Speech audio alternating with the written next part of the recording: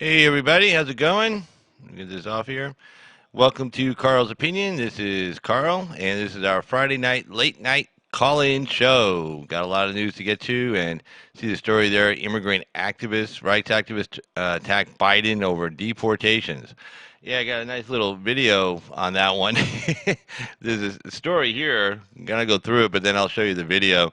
The video is really funny.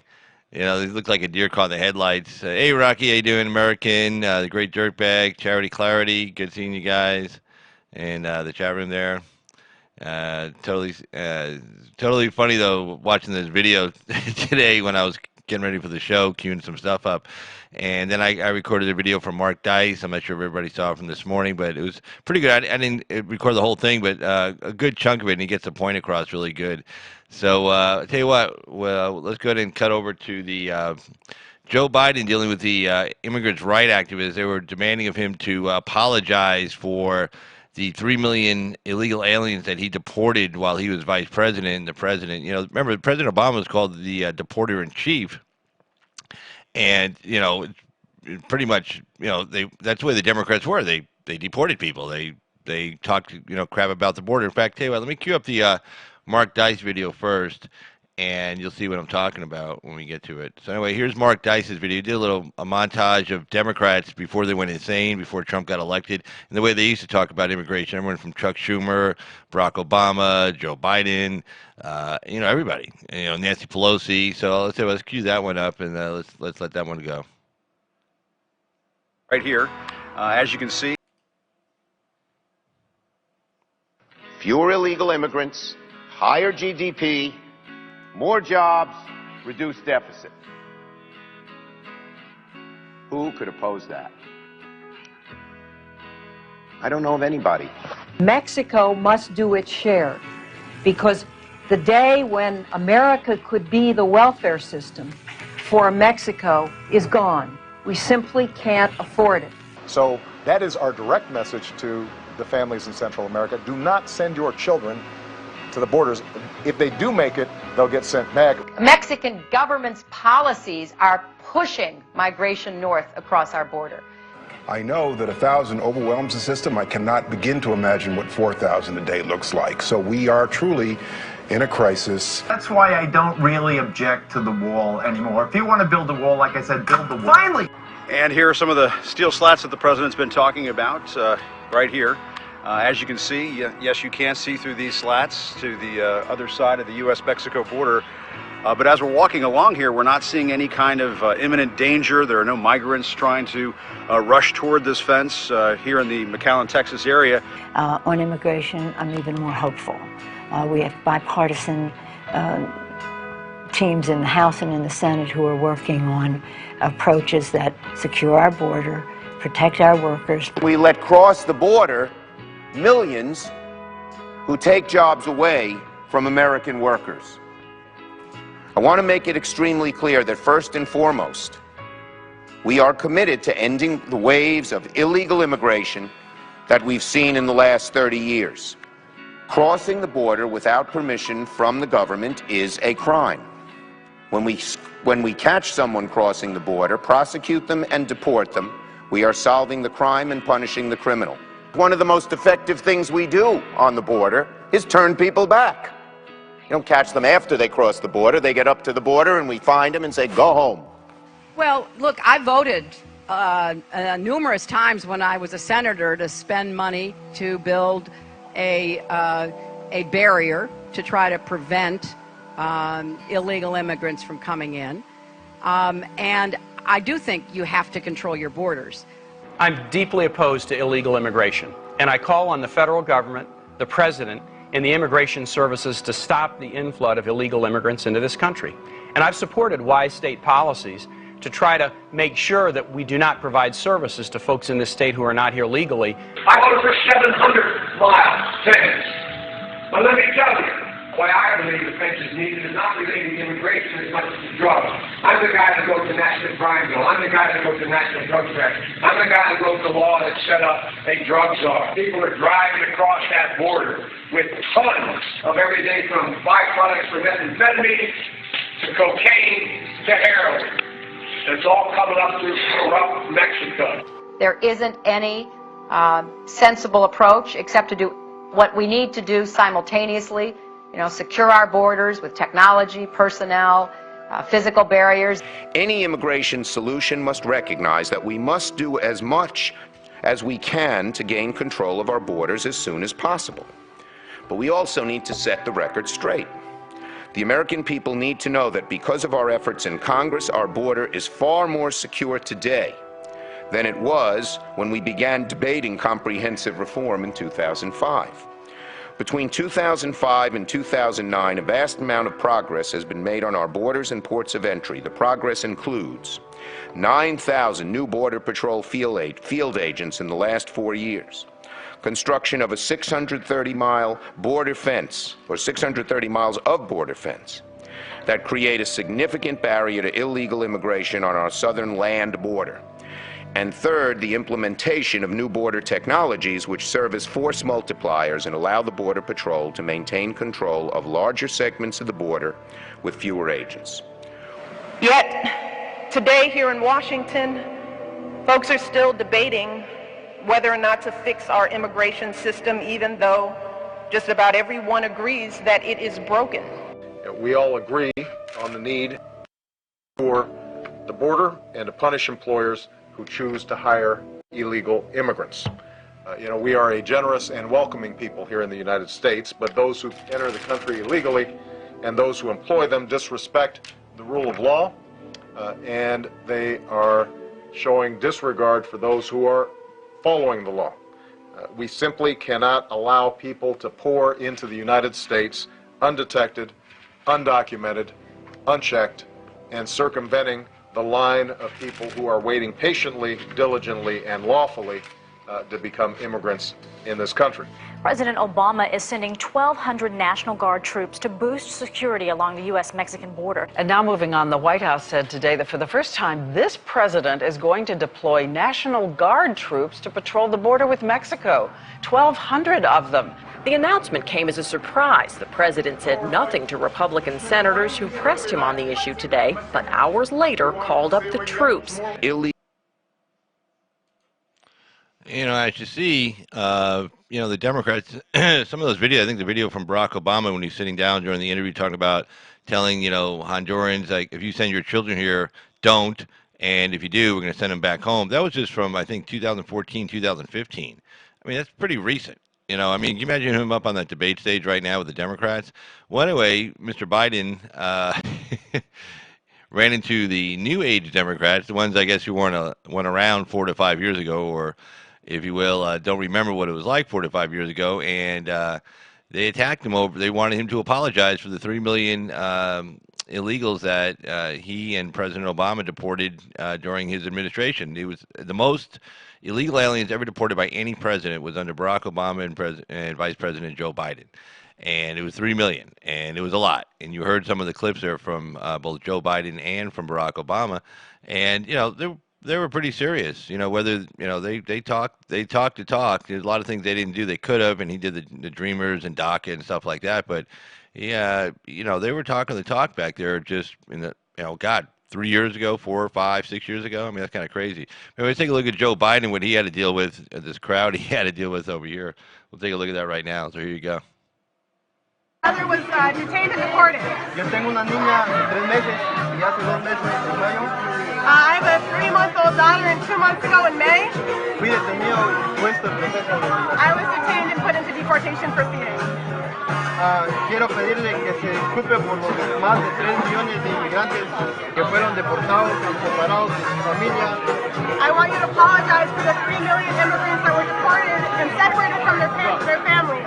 Durante los años de Obama. Under the Obama years. Y también quiero preguntarle si usted se compromete I want to know if you will commit a ponerle fin a todas las deportaciones y detenciones durante el primer día que fuera las elecciones. I want to know if you will commit to stopping all deportations and detentions if you are elected president. No. I will not all deportations and detentions. I would make sure that every single... Will you apologize for the 3 million deportations under the Obama administration? No. What I will... 3 million deportations under the Obama administration! Apologize now! Apologize now! 3 million deportations under the Obama administration. Apologize now. You want me to answer the question? You want me to answer your question? Oh yeah. No, you don't really, but the fact of the matter is a deportation for a serious felony is a deportation. Deportation for a misdemeanor should not be deported. Under my administration, there will be no family separation until there is a hearing whether or not asylum is in fact warranted. I will serve. Diciendo que bajo esta administración no va a haber separación de familias, pero no va a hacer compromiso de hacer ni una más deportación. Dice que no va a hacer ese compromiso y no va a pedirle por las 3.000.000 deportaciones que pasó bajo la administración de There's no need. incluso su hermano. And there's no need to put anybody in a private prison. When we did it, there was a point where you could have people show up for their hearings whether or not they are separated. They're more likely to show up when they're together rather than being separated, number one. That's a fact. Number two, I will not apologize for deportation to people who have committed a felony. I will apologize for deportations if in fact you were deported because in fact you're engaged in a misdemeanor and or your family was separated. We need family separation. I don't have time to do it now. I'll be happy to talk to all of you separately. So I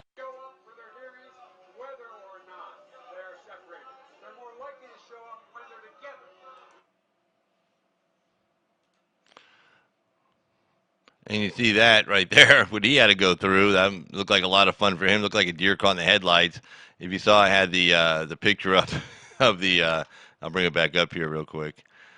There's a picture I had prior to our video starting. There was a line there, and there's like Joe Biden with his hands up, like, "Oh no, what do I do?" And there's like the leftist Democrats, getting ready to devour him. Like, arr, and he's like, "No, I'm just a little raccoon. Be nice to me." So,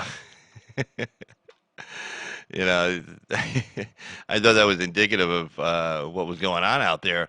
I mean, he, I guess these people don't want to win 2020, which is, fine with me. They want to lose. That's good. You see from the headline there, Trump confirms ICE sweeps to begin Sunday. And, there's a story I'll pick up here in a second, and it was talking about how McClellan, they think he was a leaker, and they kind of go into detail why he was. And there's actually an inspector general and an FBI investigation right now to see if he's the one who leaked out the secret details. Because this thing could have been done 2 weeks ago or 3 weeks ago, and it really wasn't public until he leaked it. But now everybody knows, and now it's a big story, and it's a big mess, and that's what he wanted. So hopefully they get rid of him. There's some good people out there they can put in his place. But we'll hit this story real quick, and we'll jump over to the McClellan story also. Trump confirms ICE sweeps to begin Sunday. This is from the Washington Times. President Trump confirmed that deportation sweeps will begin Sunday in about 10 major U.S. cities, saying it's impossible to keep such a major operation secret from the public. Well, it was pretty good last time until that idiot leaked it. There's nothing to be secret about, Mr. Trump told reporters at the White House. The word gets out because hundreds of people know about the major operation. It starts on Sunday, and they're going to take people out. They're going to bring them back to their countries, and they're going to take criminals out and put them in prison.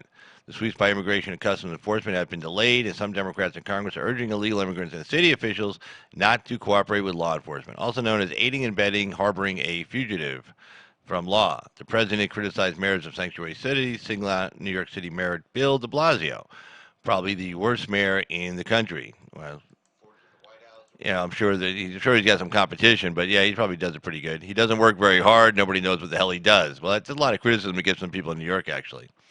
And let's see.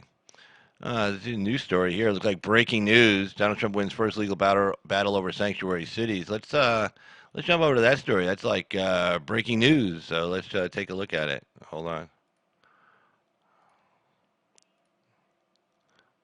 Boom. Let's take a look what they have to say here. This must have just came down. Breaking news on Carl's Opinion. In Carl's Opinion, we break the news. Trump wins first legal battle over sanctuary cities. I have not read this yet because this just popped up. So let's take a look here. It's by Stephen Dinan, again of the Washington Times. A federal appeals court sided Friday, today, with the Trump administration's efforts to punish sanctuary cities, ruling that the federal government can reward communities that cooperate with ICE on deportations. At stake are policing grants, which the Justice Department doles out each year.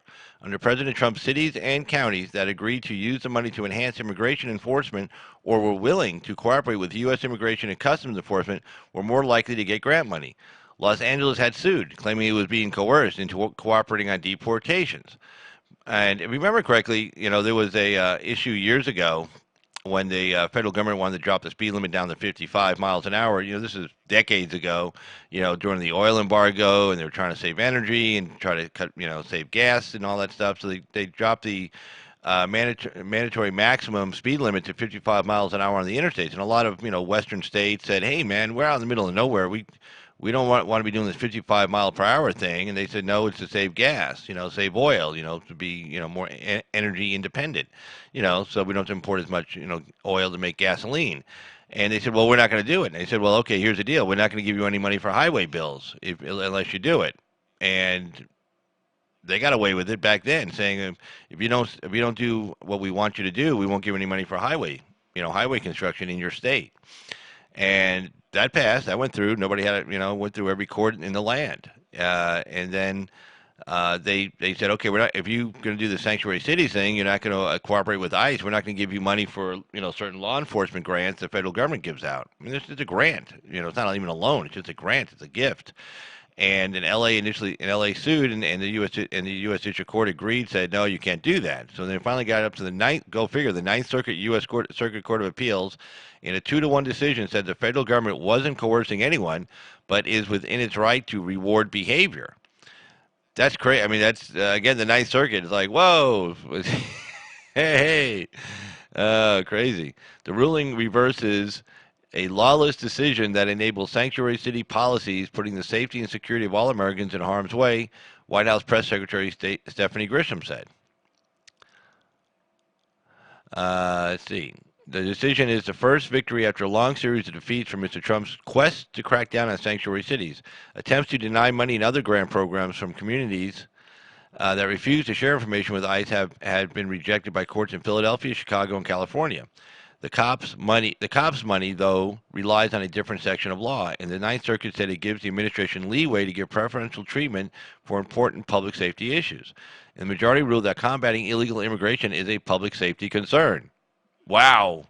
Los Angeles, and then the court went on to say, Los Angeles may believe that addressing illegal immigration is not the most effective way to improve public safety, but the wisdom of DOJ's policy is not an element of our arbitrary and capricious review, wrote Judge Sandra Ikuda, a Bush appointee to the court.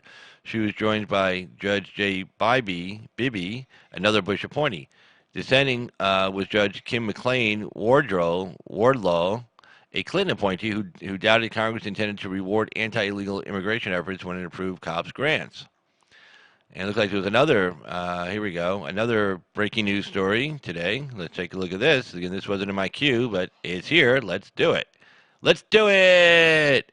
Protesters deface U.S. flag, fly Mexican flag over ICE facility in Colorado. It's actually code section, a U.S. statute that says if you're going to fly a flag, you have to fly the American. You can fly any country's flag you want, but you have to fly the American flag, and you have to fly the American flag higher than the foreign country's flag. So protesters deface U.S. flag, fly Mexican flag over ICE facility in Colorado.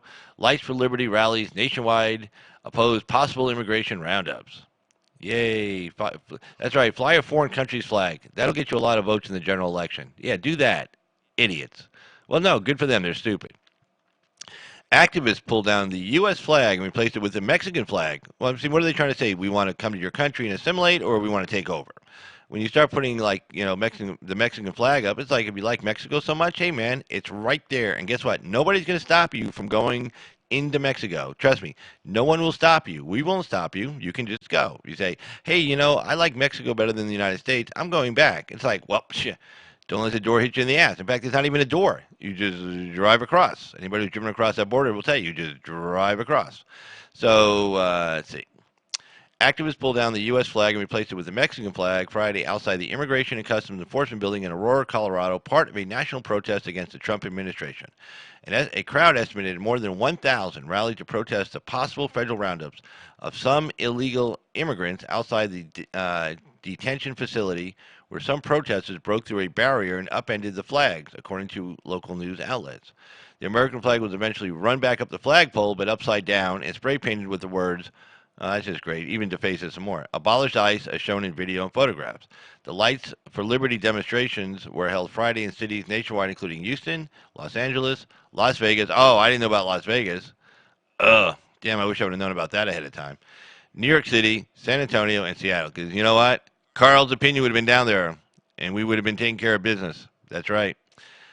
The protests, no, really, yeah, no problem. But the protests were billed as an expression of outrage against the horrific abuses of the Trump administration in human detention camps.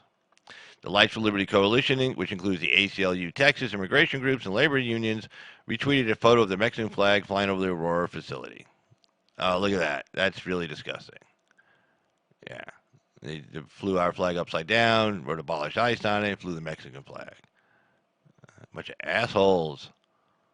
Assholes. Well, how long did it take somebody to get over there and take care of that problem? I mean, I don't understand that. I don't understand that at all. Anyway, hopefully I take care of business. Anyway, let's see. Back to the raid. Anyway, acting DH Secretary Kevin McClellan is under federal investigation. Carl, I'm like, yeah, I know. Do you believe that, Charity? That's just disgusting. Yeah, they all should be in jail. I totally agree. That's a crime. That's a crime. Definitely, without a doubt. That's federal property. It's a federal crime.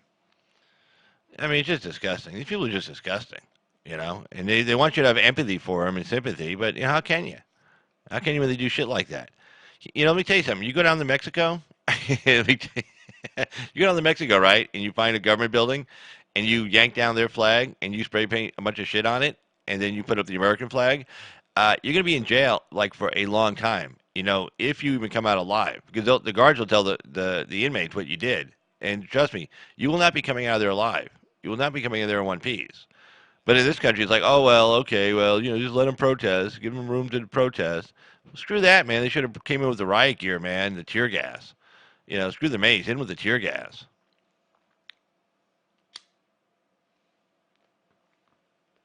Well, they should stay in their own shithole country. Why do they want to? Look, they come into this country because it's so great. It's so great because we're here, okay? You know, if they were here for the last 200 years, it wouldn't be great. It'd look like their place. Whatever country they're coming from, if they were here for the last 200 years, that's how it would look. And nobody would want to come here. But everybody wants to come here for a reason, because we're here. Okay? Now, if they want to come over here and turn this place back into the country they came from, well, just stay in the country you came from. I mean, you know, everybody that's coming over here, think about it. Anybody that's coming over here has spent the last 200 years fucking up their country and turning it into complete disasters. Okay? And then they say, oh, now we want to go to your country. Well, yeah, if you want to come over to a country and you want it to stay as great as it is, as in the reason why you're coming here, well, then assimilate, learn our culture, learn our traditions, learn our work ethic, learn our agency and responsibility, values, you know, learn those things, you know, learn it, live it, love it, okay? And if you don't want to do that, then don't come over here because you're going to turn this place into a shithole like just from the place you left. And it was so good, how come you didn't stay? You know, it's like people from Honduras coming over here with the Honduran flag. I mean, that's a joke. It's like, I thought you want to come here. Effie, totally agree. This is why we can't have nice things. Yep, I totally agree. Maybe let's take a look at this idiot, Kevin McClellan, under federal investigation for alleged leaks. Yeah, I wasn't sure he did it because I saw the Laura Ingraham interview when the night she did it, and she was kind of kissing his ass a little bit, which, you know, I figured, well, maybe she knew something I didn't. But obviously she didn't know anything. Go figure. Let's see. There we go. Acting Secretary of Homeland Security Kevin McClellan is at the center of a federal investigation into the leak of confidential government information in late June that forced Immigration and Customs Enforcement to call off a nationwide operation. 3 senior administration officials told the Washington Examiner. Following the publishing of sensitive leaked law enforcement information on June 21st, then-acting ICE Director Mark Morgan's team followed department protocol and reported the incident to the ICE Joint Intake Center so they could investigate. JIC, Joint Intake Center, is an agency office that handles internal investigations of personnel misconduct, sexual abuse, staff neglect, or violations of responsibilities that may have contributed to such incidents. There is ongoing investigation. An internal investigation has been launched, one official said in a phone call Friday.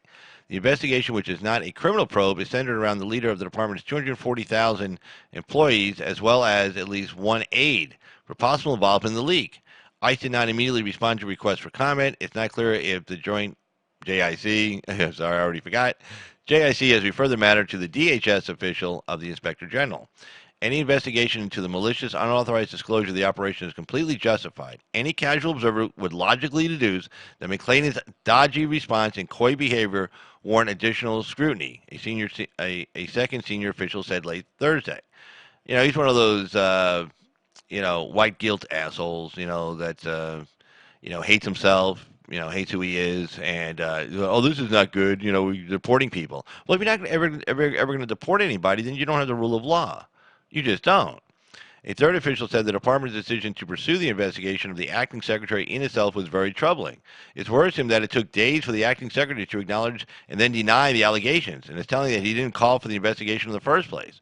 More than anything, it's unfortunate that people are even having this discussion at all. McClain was named by 3 senior administration officials and 2 former officials as the orchestrator of the leak, charging he wanted to sabotage ICE's month-long plan, a whole month's worth of planning, month-long plan to find and arrest around 2,000 people who had been denied asylum and not left the country. This was after they had plenty of due process, they went to court, or they didn't go to court, and trust me, this is how court works. If the person doesn't show up for court, somebody says, "I'll just continue it, let's see if we can get him here." They give you at least one continuance to try to get you here, but it's your responsibility. I was talking to a friend of mine today, like in criminal court. If you get arrested and, you have to make sure that the court has your correct address. That's your responsibility. The cops take down the address on your driver's license. And so if they want to mail you a summons for you to appear in court, the court gets that address from the police reports. And if you don't have the correct address on there, then guess what? They mail it out. It comes back. They'll maybe do an order to show cause to try to find you.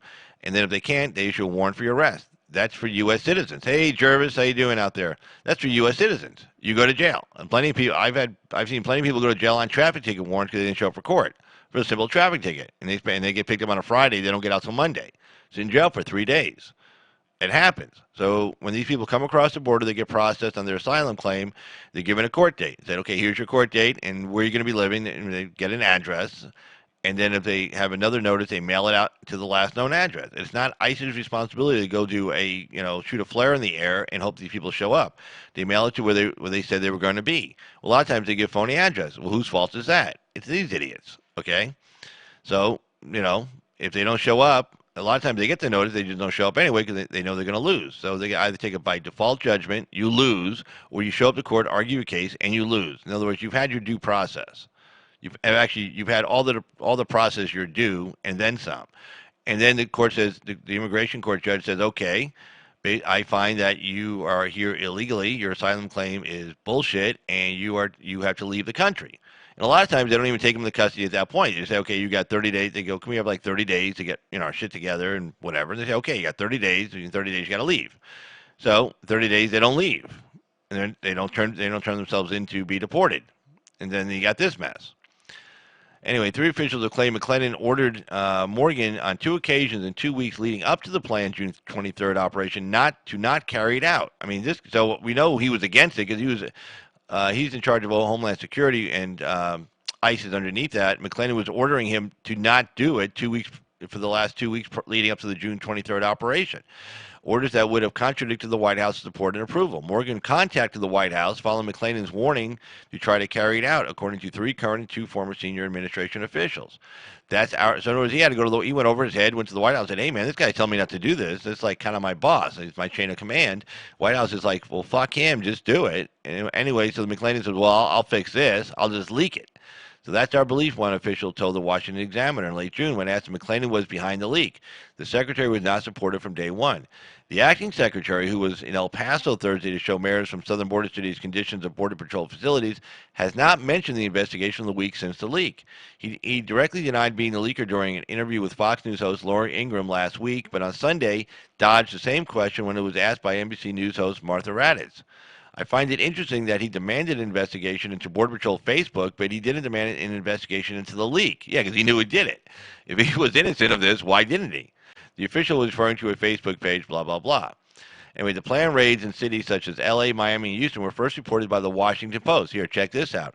The day after, it's reported traveled on a government plane with the acting secretary and aides to the border. So, namely, the Washington Post breaks the story, and the Washington Post reporter who broke the story was riding on a plane with McClellan the day before on a government plane. So, 2 and 2 ipso facto equals 4. Go figure. ICE is now planning to carry out raids nationwide this weekend. And they're saying Sunday. They're going to do it on Saturday. But it's kind of hard to move that many people through a city, especially when you don't have any cooperation from local law enforcement. And then, of course, the local cops have probably been ordered to spy on these ICE guys, see where they're going, see when they're leaving the buildings, see when they're going out, and then, alert, blow the big siren in town. Wee, wee, wee, wee, wee, wee. All illegals, hide in your houses, close the doors. Wee, wee, wee, wee, wee. All criminals, hide. Don't get picked up. Wee, wee, wee. That way you can commit more crimes and kill more people like you did over in Maryland. Wee, wee, wee. Yeah, there you go. ICE is now planning to carry out raids nationwide this weekend, though it is not clear if the same people targeted in the canceled ones from June will be the focus of these new ones. The raids were reported Friday as having started earlier than expected. Ugh. Amazing, just freaking amazing. And let's see, Jay Johnson also was on Morning Joe this morning, and he was saying, let's see if I can find this story. Hopefully I got it.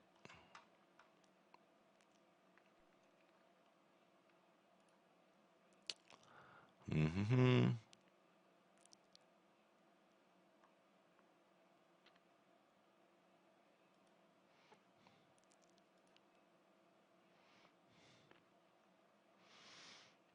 There we go.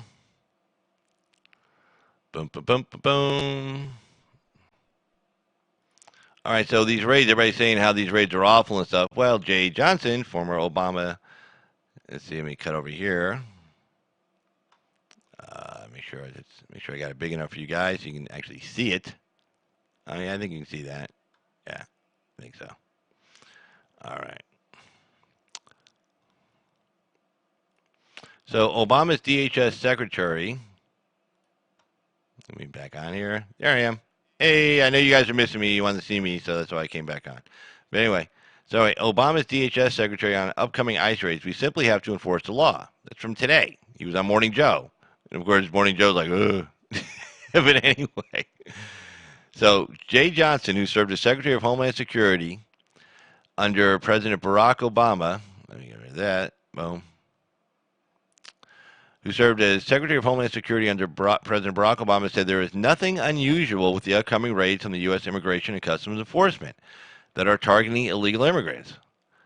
Let's see, your phone line's open yet. Give me a few minutes there, Charity and Effie. Give me a few minutes. Let me just get through a couple of stories, then we'll open the phone lines up. Just give me a couple of minutes. So Jay Johnson, who served as Secretary of Homeland Security under President Barack Obama, said there is nothing unusual with the upcoming raids from U.S. Immigration and Customs Enforcement that are targeting illegal immigrants who have orders for deportation. Deportations occur all the time of those who have been ordered deported by an immigration judge. This is Jay Johnson speaking. Hopefully after they have exhausted their appeal rights and had an opportunity to have their asylum case heard. We simply have to enforce the law, particularly if someone has been ordered deported, Johnson said on Morning Joe. In other words, they've exhausted all their appeal rights, and so it's important for migrants to know they have rights, but enforcement actions themselves are not extraordinary, he added. Johnson had been a unique voice in speaking out against Democrats' recent rhetoric on immigration when Democrats started to criticize the Trump administration for keeping migrants in cages. Johnson said that practice did not begin when Trump became president, and he actually said specifically this. He was on Morning Joe, I believe he said, chain link barriers, partitions, fences, cages, whatever you want to call them, were not invented on January 20th, 2017. Okay? That's what he said. He also called the 2020 Democrats' proposal to decriminalize border crossings because that is tantamount to declaring publicly that we have open borders. I mean, this guy gets it. I mean, they're going to claim this guy's a racist? Really? Jay Johnson. Yeah. Okay. No, I don't think so. Please. Okay, so anyway, let's jump back over here. Okay, and if you want to call, the phone lines are open. Let me double check. Phone lines are open, so if you want to call in, that's fine. feel free, and you can call in. No idea yet. Where is it? Let's see. Everybody loves America. Did you see my zombies T-shirt? You made a zombies T-shirt? Oh, no shit. Zombies. No kidding. That's too cool.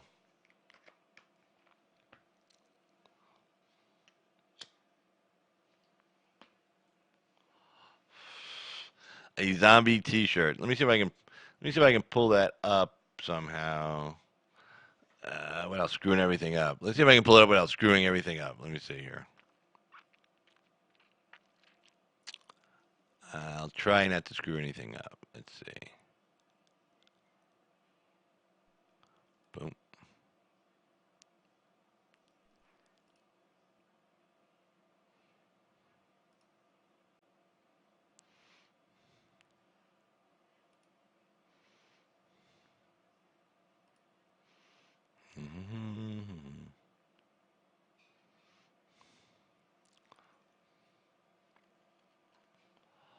Let's see if I can do it.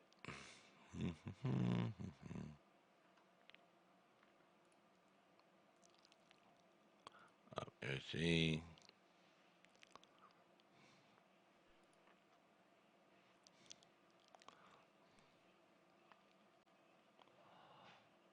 Zombie Apocalypse.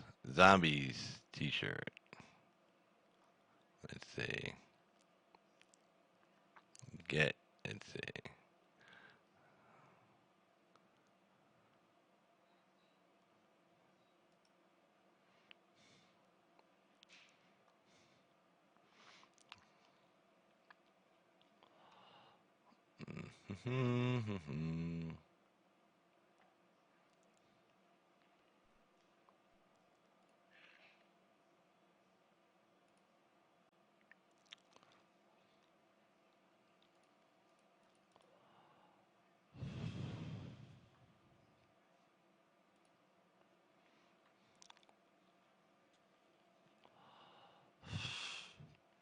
The Zombie Apocalypse T-shirt. Da-da-da. Da-da-da-da. Also, I ate donuts this week, so I made a refrigerator magnet. Anyway, that is the Zombie Apocalypse T-shirt. Let's see. Got, let's see. Okay, here's a great douchebag calling.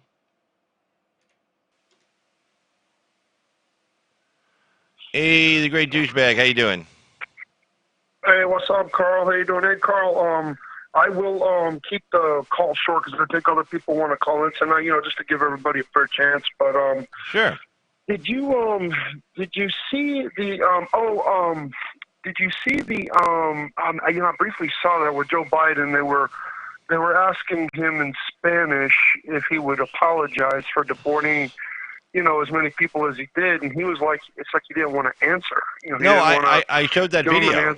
You must have not been watching. That was like the second video I showed tonight.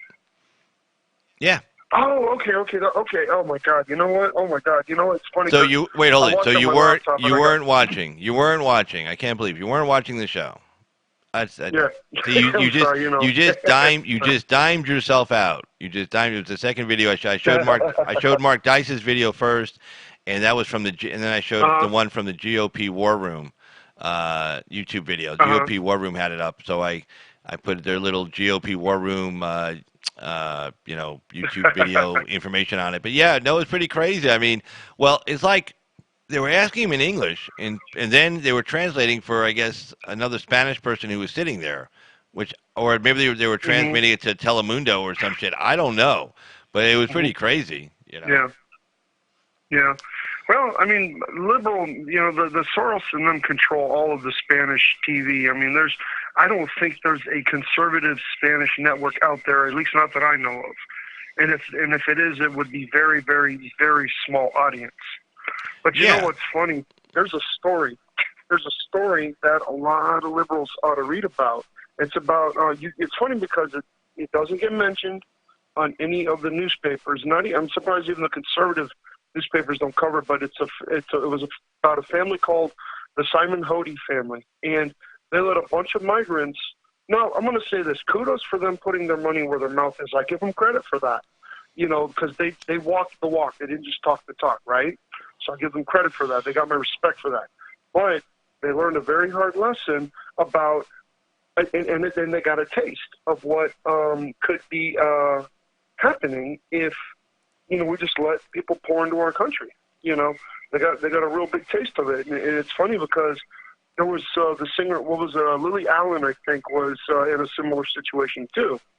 The British singer, I think. Yeah. And these people just, it's like this is the wake-up call that these people are getting when they do stuff like this, But whether or not they learn, that's a whole nother story, because I read stories about how people go overseas, they think it's better over there, then they come back here, and then they still spew their nonsense about, well, we should be socialists, and, Clooney, he went to the UK because Trump, got elected. Okay, kudos to him. He said he would leave if Trump got elected. He did. But he comes back. Why? Because it's safer to be over here than it is over there. And he still talks about how evil Trump is and how much of a racist Trump is.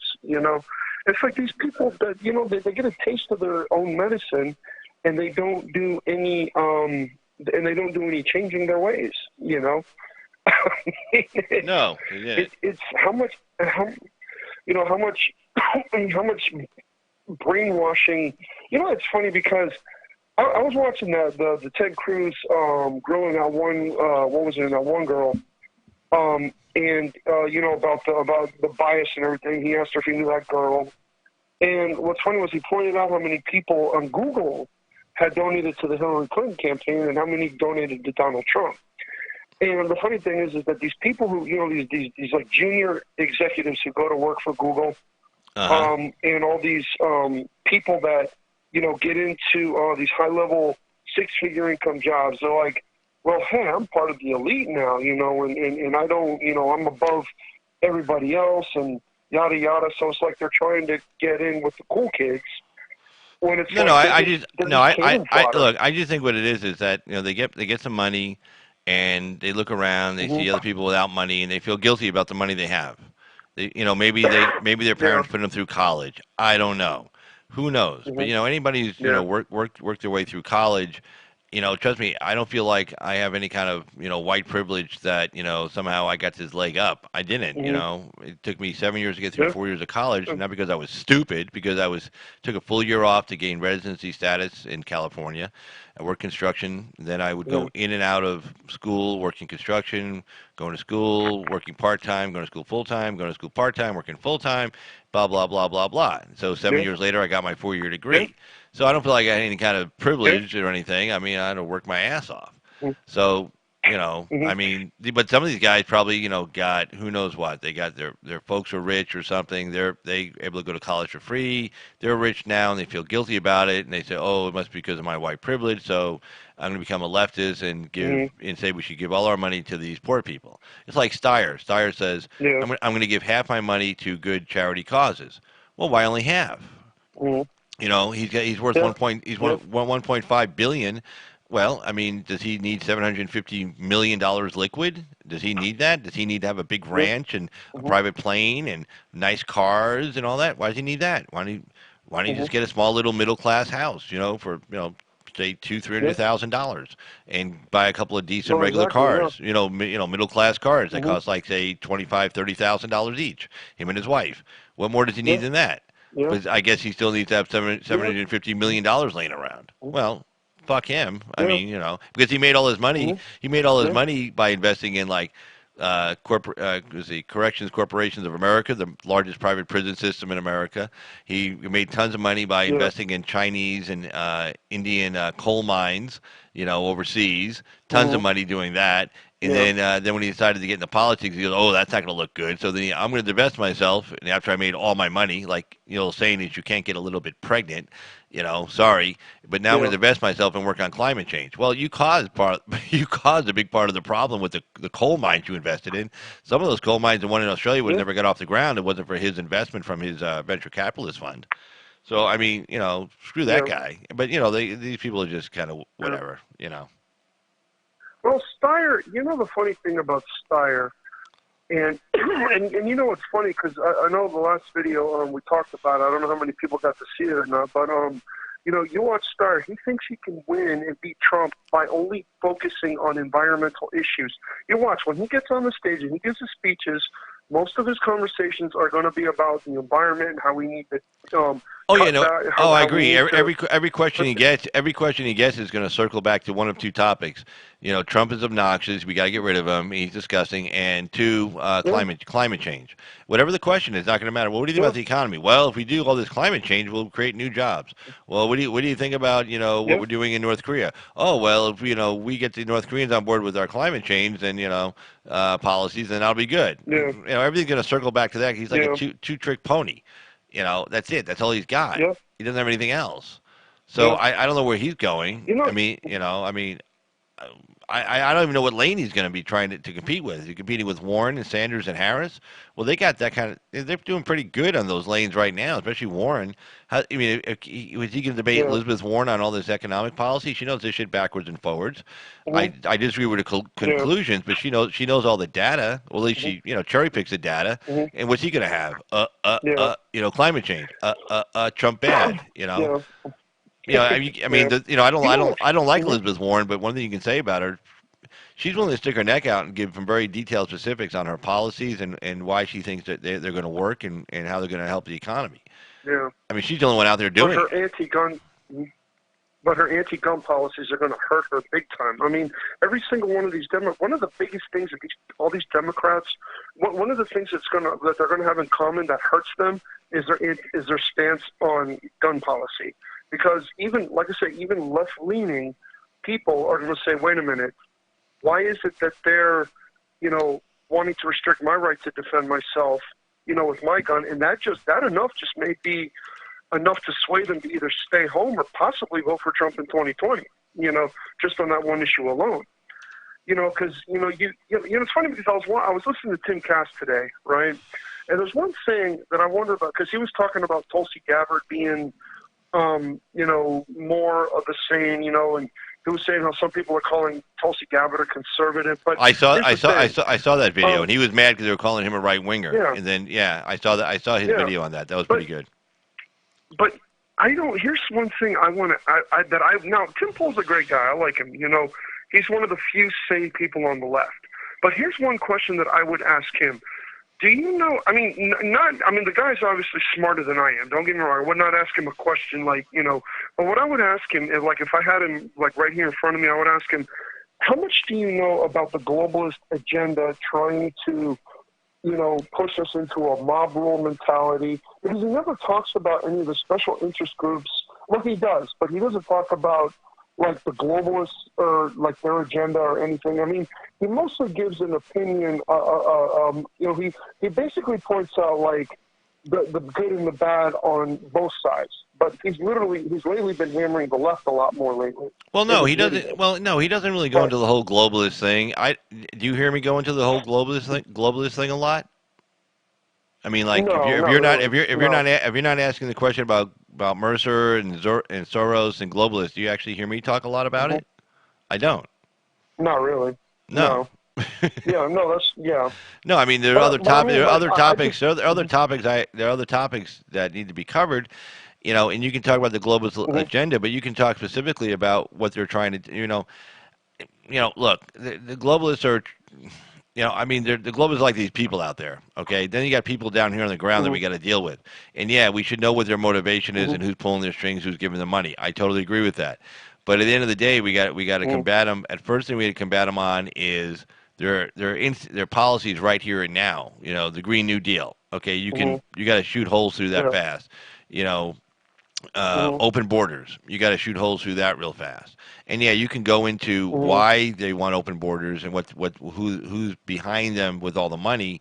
But the first thing you got to do is knock down their policy positions. The first thing you got to do, the most important thing you got to do, and that's what Tim does. He goes after the policy positions and shows why they're absurd.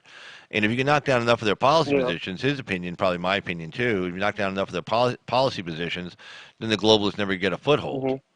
They just don't. They can be throwing money all day long, but if McConnell knocked down the Green New Deal thing with one vote. I mean, it was a resolution. He says, "Okay, vote on it." And they're like, what? And they're like, huh? Yeah. I don't think McConnell's a rhino. I mean, he acts weak, but I wouldn't necessarily classify him as a rhino. Oh, no, I would. I would. But I would totally do that. But the thing with the judges is that he's like the religious right, and the Green New Deal, his corporate interests that support him, the Green New Deal thing would cost his people, the Koch brothers, et cetera, a shitload of fucking money. I mean, and all the corporate interests that support him, the oil and gas. I mean, remember, he's in Kentucky. That's coal, oil, gas. I mean, that's money there. Okay, so that costs them a shitload of money. So yeah, he's backing that up. Now, remember, when Trump wanted to do the tariffs on Mexico, remember McConnell says, hey, I'm going to vote to, we're going to pass a bill saying you can't do that, and then you'll veto it. But McConnell told him, I have the votes to override your veto. I have the 67 votes, and I'll be one of them.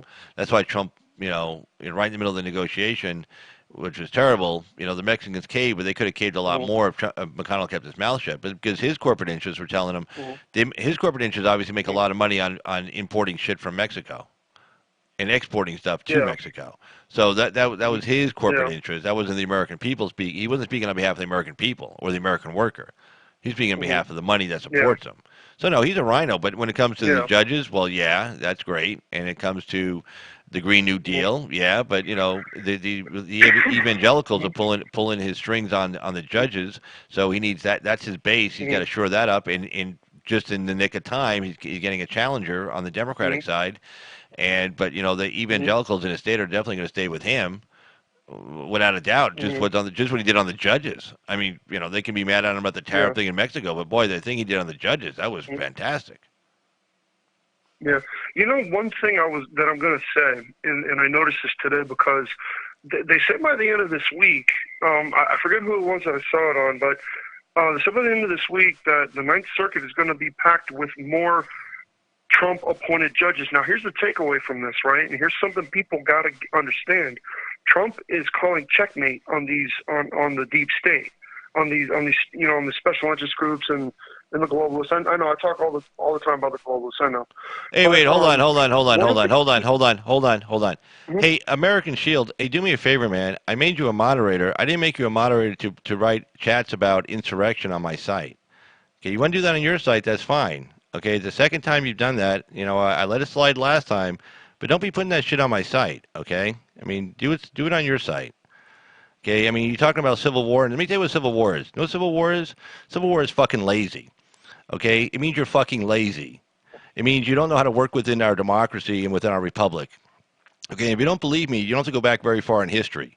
All you got to do is you just go back to 1945 when the black guys came home as GIs from World War II, and they came home wanting civil rights, and they were in the Deep South, and they had a fight, and they fought within the system. Okay, and they got shit done. So you keep talking that shit, don't do it. Okay? Do it on your own goddamn site. And don't be so fucking lazy. That was one thing, Carl. That was one thing, Carl, that I was afraid of because if you notice, I haven't been putting any one-liners in the chat. Because, no. I don't have a problem with your one-liners. Okay, but I don't need that. I don't need that shit in my chat. Because I don't want to do something that's going to get you a strike or something. You know what I mean? That's why I kind of chill with the one-liners. No, forget the strike. Forget the strike. Okay, Civil War, any talk of that shit, I think it's fucking retarded. And if you don't like it, hey man, take off. Go back to your own stupid site. I think it's fucking for retards and for lazy people. Let me tell you something. You had the Black Panthers. How much did they get done for black people? Nothing. Okay, you have the Civil Rights Movement. It took 20 years. They worked within the system. They worked within within our democracy. They worked within our laws. And they changed laws. They changed the conversation. They changed public opinion. They worked within the court system. Okay, and they got shit done. It took 20 fucking years. And they were facing a real uphill battle. What are we facing? What, a few leftist freaks with green-colored hair? A couple of guys with some money? That's it? That's all we're facing? That's what we have to go to war for? We have to go grab our guns and go to war? Really? That's it? That's how awful the world is for us right now? Oh, because some guys are, banning us on YouTube or Twitter? Bullshit. Bullshit. That ain't fucking I wonder- nothing. No, picture being a black guy in 1945 in Mississippi. You just come back from World War II. You got a bunch of medals on your chest. You just fought in the goddamn war, okay? And you come home and you're told you can't use a fucking toilet. You can't drink out of this fucking water fountain. You can't look at a certain person a certain way. You can't eat in a goddamn restaurant. You can't get a job here. You can't get a job there. You can't vote. Okay? You think we got it bad right now? You think we got it bad right now? We don't have shit right now. This ain't shit. This ain't nothing. Okay? It ain't nothing. Get over it. Everybody wants to know what this is about. People want to make themselves feel important. Oh, we'll take up arms. We're important. No, you're probably not important. So here, do me a favor. Put your name tag back on and go back to fucking work. Okay? Go greet people at Walmart and tell them, not to steal anything. Bullshit. Yeah. It's going to be interesting to see how, because, everyone talks about, I've heard YouTubers talk about how we're in an information battle, like it just, battle of, the truth versus, what the narrative is, And it's going to be interesting to see, say 25, 30 years from now, right? If I'm, when I retire, it's going to be interesting to see how history class, let's say if I open the history book up, right, and I say, let's say they classify this as the great culture, the shifting point or something like that, or it'd be interesting to see how they write this in history books. The information, just this whole, one direction versus that direction. Do we become socialist or do we continue as a capitalist free market society? Well, we're going to stay as a capitalist free market society. There's no way we're not going to become some socialist country. It's not going to happen. The American people are not that stupid. Okay, they're not going to say, yeah, let's have government take over all the means of production and distributing goods and services for us. Okay, that's not going to happen. Okay, already Warren's already running into problems in the Midwest with her stupid government takeover of healthcare, because all those labor unions out there in the Midwest that fought years and years for to get a great health insurance package. I was in the carpenters union. We had a great health insurance package. We had a great dental package. We had a great vision package. And we negotiated for that. We took less in wages so we could have those kind of insurance policies.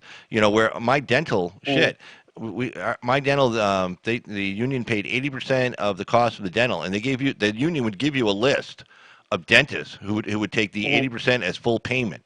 So you didn't even have a dollar copay.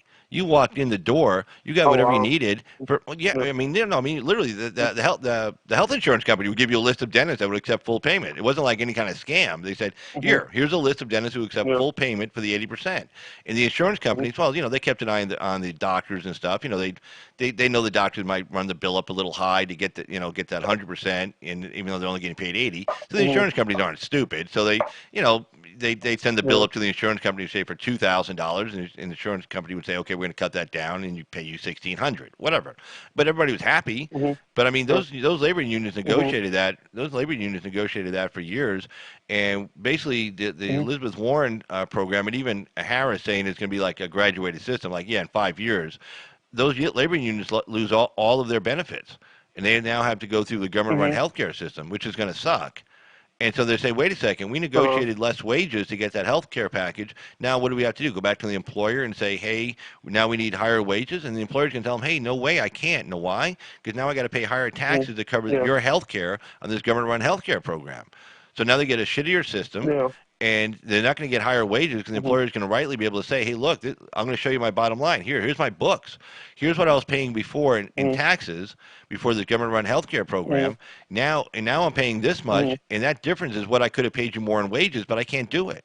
And the union's going to say, shit, he's right. Look. So there you go. You know what I've been seeing a lot lately. I'm sorry, Carl. I'll probably because I think other people wanted to call in, but I'll just make this real quick. Oh wait, Jarvis is hanging there. Oh, okay. Well, I can always call back, Jarvis. But I just want to be fair to everybody and give everybody time to talk. But I was going to say one thing. It's funny. I was talking to somebody today. They were telling me about how, I hadn't seen this person in about 6 or 7 months, right? And they were telling me about how, I was right when I was telling them that, you know, when minimum wage went up, because they were working on a mom and pop business, right? And how that company would find a way to cut costs, right? And I told them, look, you know, I didn't tell you this to make, you know, I'm not knocking you on hard luck or anything, and I'm not knocking you on your misfortune, but you know, and you know, and I was like, you know, but this is the kind of thing that happens, you know, and what a lot of these progressives ought to be asking their senators is, you know, how are companies going to ensure that I still have a job, even though some states are not a right-to-work state, you know, but they should ask to be educated on some of this stuff. But, you know, like I can imagine certain politicians, I won't mention any by name because of algorithms, but I don't care. Name them. You can name a look. I'm not monetized. I don't monetize my site. I make a living doing a career, which is, and I'm an attorney, so I don't have to monetize my site to make money. Other people do. That's fine. That's how they make a living. So, what's the name of the politician? Bernie Sanders. That's Jesus Christ. Of course you can say that. I say his name all the time. Bernie Sanders. Yeah. So what did Bernie Sanders say? What? Shit. No, but I would ask him like, hey, Bernie, you know what is going to stop this company from, you know, laying me off of my job if they raise the minimum wage to $15 an hour? And, you know, Bernie would probably come up with some answer, or he'd probably throw his bodyguard, you know, in my face, you know, because, you know, he can do it. He doesn't have to deal with me because, again, he believes he's above everybody else because now he's a millionaire. I would also ask Bernie Sanders why he does not take his millions and all the money he got what, like an $800,000 book deal, and, you know, help some families who need help paying the medical bills, but he ain't going to do that. You know, I was watching Millie Weaver the other day, and, you know, she was interviewing this woman. You could tell she was she even admitted she was a socialist, right? And you had a huge, large population of Hispanics chanting for Trump, 4 more years, 4 more years. It was a big crowd of Hispanic people literally saying Trump's name 4 more years. And she's sitting there literally, you know, saying, well, you know, these people are, you know, effing stupid because, you know, they don't know any better. They're ignorant. Those people lived through communism. My mother lived through communism. My mother knows what that's like. My mother has had many health issues because of a government-run healthcare system. You know, my mother has medical issues because of that. You know, who knows what would have happened had she never been able to come here, you know? And it's like these people who advocate for socialism, they don't understand how good they have it here. They need to start taking a hard look at why they need to read a history book, or, you know, if you want to read a book, get on Google and punch in Eastern Europe, punch in, you know, before 1989, punch in the Berlin Wall coming down, punch in all those kids their age now. These are the kids, you know, in their 20s on top of that fucking wall with sledgehammers, you know, dancing and singing with each other. You know, the East Berliners, you know, and the West Berliners, the same age, same kids, all like jumping up and down, kissing each other, hugging each other, dancing with each other, you know, playing music. And, you know, I mean, these people weren't celebrating because, they weren't saying, you didn't see anybody crying and said, oh shit, socialism is gone. I mean, no, you know, they were all celebrating that they're getting rid of this terrible system. So, and you have to have, you know, people say, well, socialism without, like, you know, like kind of like a dictatorial control. Well, the problem is anytime you have centralized planning, when you're telling somebody they have to do something to follow that central plan, if people don't want to do it, then you have to use force. Okay. And that force requires, you know, people getting their, you know, some people being put in jail, in prison, the gulag. Some people, you know, not being, and they're always afraid somebody's going to be saying the wrong thing, so they have to cut down on free speech. They just have to do that because they're trying to re-educate you, because you've been educated the wrong way for the last, you know, 200 years, your whole life. So now we have to re-educate you, and we got to make you speak right and speak proper and say the right things. So, I mean, and that's where the dictatorship comes in, you know, the dictatorship of the proletariat, as Marx said. Which he said was the last stage. It was the last stage before you got to perfect communism. Unfortunately, we've seen in every single country where they've tried to get to quote unquote communism, they can't seem to get past that last stage of the dictatorship of the proletariat. It seems like, you know, that just kind of hangs up there for some reason because nobody wants to give up fucking power. That's why. Well, Well, it's like, how do you get past the greed of human nature?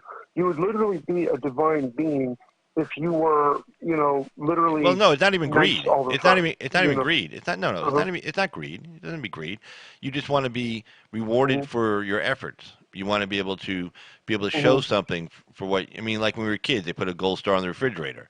Well, you want a gold star. You want to be able to take care of your family. You want to be able to make sure your family has a nice house, that it's a big enough house, and everybody's all on top of each other. Okay, that you can run the air conditioning in the summertime. You can run the heat in the wintertime. When I was a kid growing up, we couldn't run the heat in the wintertime at night. We couldn't. We couldn't afford to. We had to run the fireplace and then run downstairs in the morning to get dressed. I mean, you want to be able to do that for your family, okay? And that makes you feel good. It makes you feel good when you take care of your family. Carl, there was an interesting thing I was that I what was it? Like you've heard me talk about fame before, right? And like very, very few people, and I'll use Axe and the Angry Republican as two examples because to me they're like the best examples, right? Axe work, and he rightly deserves all, his fan base and everything, because Axe does one thing that a lot of people who get famous don't do, and Axe does not forget where he came from. He doesn't forget the people that love him, and that, and he literally devotes his time to his fans, and I can see him do. Let's say if Axe got big time, I could still see him doing that. It's like, he doesn't forget where Nah, he came from. If he got real big, he'd leave us all in the dust. When he was getting really big, I called him and I said, no, when he got really big there right before he got cut off there, I called him. I said, Axe, man, how you doing? He goes, who are you? I go, Axe, don't you see my name on the caller ID? He goes, yeah, I see your name, but I can't remember who the hell you are. And I'm like, Jesus, I just talked to you like 3 weeks ago. He goes, oh, fuck you. He hung up. I couldn't believe it. I'm like, what the shit? Really? It was like, Oh, wow. no, he didn't do that. No. Really, Axe? No, man, I'm not making a Axe. joke. No, he didn't do that. No, the reason why he's big, is because he puts the work in. He puts the time in. Again, if you think he just shows up there and goes, "Hey, video," no. I mean, he does all the research. He pulls up all those stories. He cross-checks the stories. He does the same thing I do, except he does it really, really good, and he puts a lot of time into it, and that's why he's successful. He does a really good job of it. Like I said, and I told him that night. A lot of people go to his show for the humor. To me, I don't. I go to his show for his in-depth analysis on the issues. That's why I listen to his show. Now the humor's a bonus. It makes me laugh. I like that. I like laughing once in a while. So it's good. I wish I could be like Axe funny. See, like, my humor's more based on a wise guy perception of life, right? But Axe knows how to deliver like punchlines. He knows, like, when he talks about plantation follies, right? Or like the plantation is rising up. It's hilarious. I love those titles in his videos. It's so funny how he comes up with this stuff, and I'm like, Axe.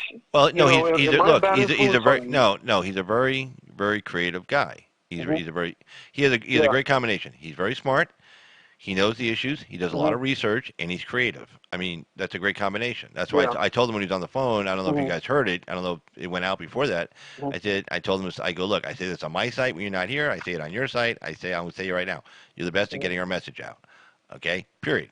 And he's like, oh, wow, man. I go, yeah, no shit. So shut up. But anyway, let me let you go, and I'll give some other people a chance to call in, okay? All right, cool. All right, and I will see you back in the chat. And, all right, man. Have a good one. Colin. It's always good to talk to you, brother. Oh, always a great phone call. Always a great conversation. All right, man. Bye-bye. Take care. Bye-bye. All right, bye.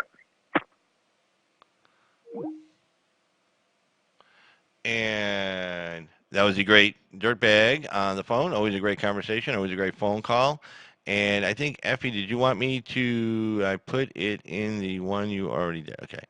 Let me give Effie a call. Let's see. I'll find out if she wants to be on or not. Let's see. Nope.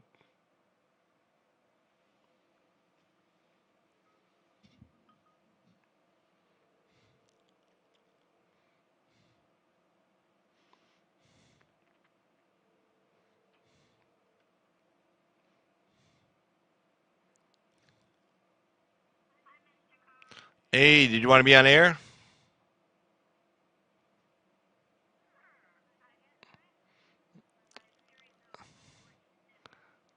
Okay. All right. Well, I'm going to put you on the air right. I'm going to put you on the air right now. Okay. In 3, 2, 1, you're live. And this is the great Effie And we're Loves America. live. How you doing there, young lady? Well, I'm not a zombie anyway. Not You know, undead. You know you're not, but I did. Yeah, I don't know why. I did pull up your T-shirt. Did you see? I pulled that up.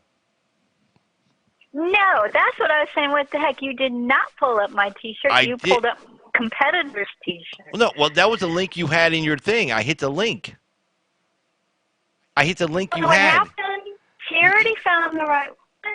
No, I pulled it up right off of your thing. I pulled up your link. That was the link you had in your in the chat room. Yes, I pulled up your link. Yes, I pulled up your link. You put I a don't know why it worked for Charity and didn't work for you. Well, Links are complicated. I don't know how complicated it was. I clicked on it and No, there I it don't know was. what happened. Well, that's funny. I'm sorry. They're trying to bring me down, Carl. That's what it is. It's the website I'm working with. They know that I'm working with you and others on YouTube, and they're trying to get me. Ah, I see. That's what it is. If I were a paranoid person. If you were paranoid, don't be paranoid. So, that's not good to be. No, I'm entering the link in the chat one more time, which I've already done, but twice because Charity fell. But maybe the first one just, I don't know what happened. It got corrupted by Democrats or something. I don't know. I don't know. Well, I'm sorry I put your competitors thing in there. I did not mean to do that. It's okay. Well, it's all these. It's not you, Cole. It's the millions of fans that are going to see the wrong one. That's all. The billions, okay. billions of fans. There The you go. billions. I'm sorry, I misspoke. You're right. Billions. Great call, DB. Thanks for that was a great call. Your humble and intelligent personality, and you are a smart guy. Yeah, I don't like how he's always putting himself down. He's a smart guy. I know. He always does that. I'm like, what are you doing? Why would you do that? Don't put yourself down. There you go.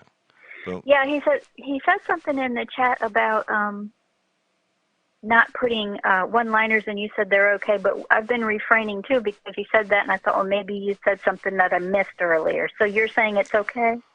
Well, no, yeah, humor's fine. It's just when somebody starts talking about insurrection and shit, I don't need that on my site. I don't agree with it. I think, like I said, I think it's lazy. I mean, now here, check this shit out. It even gets better than that. Okay, in World War II, a lot of the army bases for training the recruits were in the South.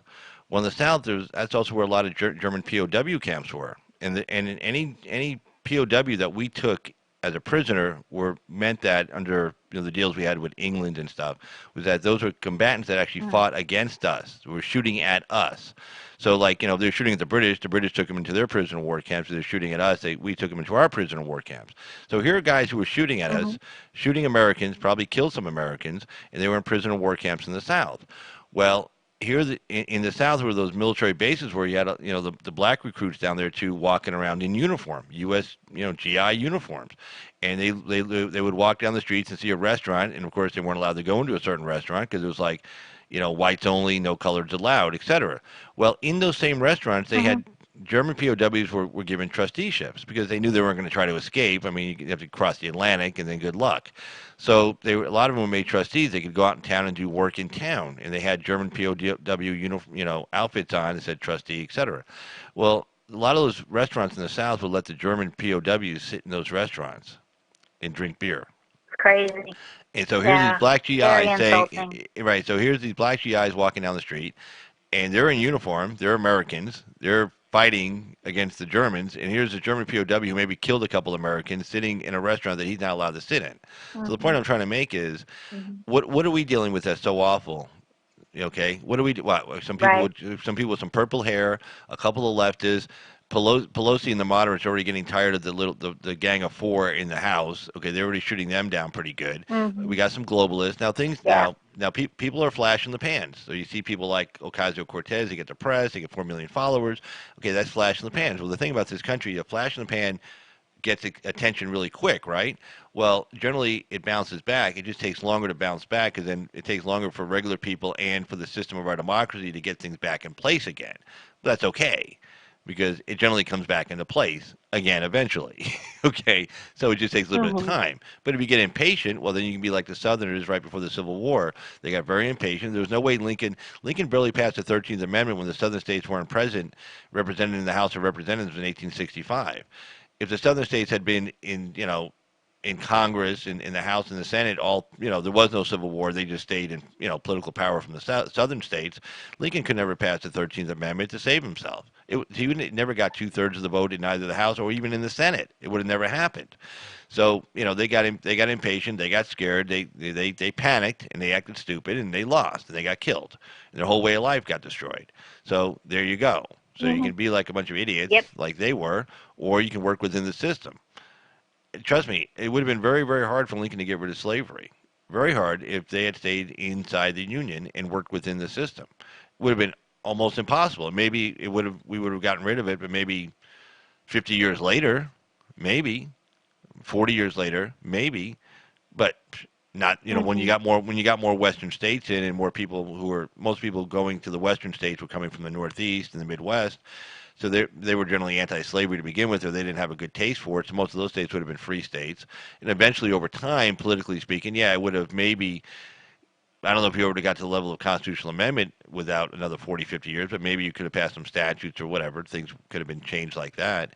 But it would have been another 40, 50 years, But, so again, what we're facing the uphill battle that people think we're facing right now, it's nothing compared to what the black GIs faced when they came back in 1945. That took them 20 years to make real change and change the laws. But they stuck to it, and they worked within the system, and they got it done. They had a strategy. They had a goal. They had a strategy. They had tactics, executed, and they got it done. So what? We can't do that too? We can't do that too? Really? Those people, No, absolutely. Those purple-haired people are keeping us from doing it? It's the correct strategy. Of course. No, it's the correct strategy for the times. I think that people are distracted by the squeaky wheels, and people are how can I put this? When the way that our society is sort of recreating itself, whereas people spend a good portion of their lives online, they tend to see things in certain ways. And if your life is online and you're spending a lot of time hearing the most extreme stories, one guy gets beat up in a state 2,000 miles away from your house, for you that's imminent. That just happened and it's all in your face. Right. And there's an emotional connection, and there's a psychological repercussion for that. And I think that constantly digesting that, the worst possible parts of the story, of the behaviors of the left and the squeaky wheels and all the stuff that they scream, it kind of gives you the impression psychologically. I was just reading an article today that people who believe in global warming are getting increasingly alarmingly depressed and suicidal. So for them, that's the real war. For them, that's happening. For them, that's because the people, and it's funny, you're starting to see this global warming argument starting to come back to some kind of reasonableness. I mean, like there's a lot of scientists coming out now, but they're still true believers. Well, no. And, I mean, they're ready to off themselves. No, there are, but you see the rational argument now kind of to get more mainstream. Like Finland and Japan just did that big study. Tucker covered it tonight on his show.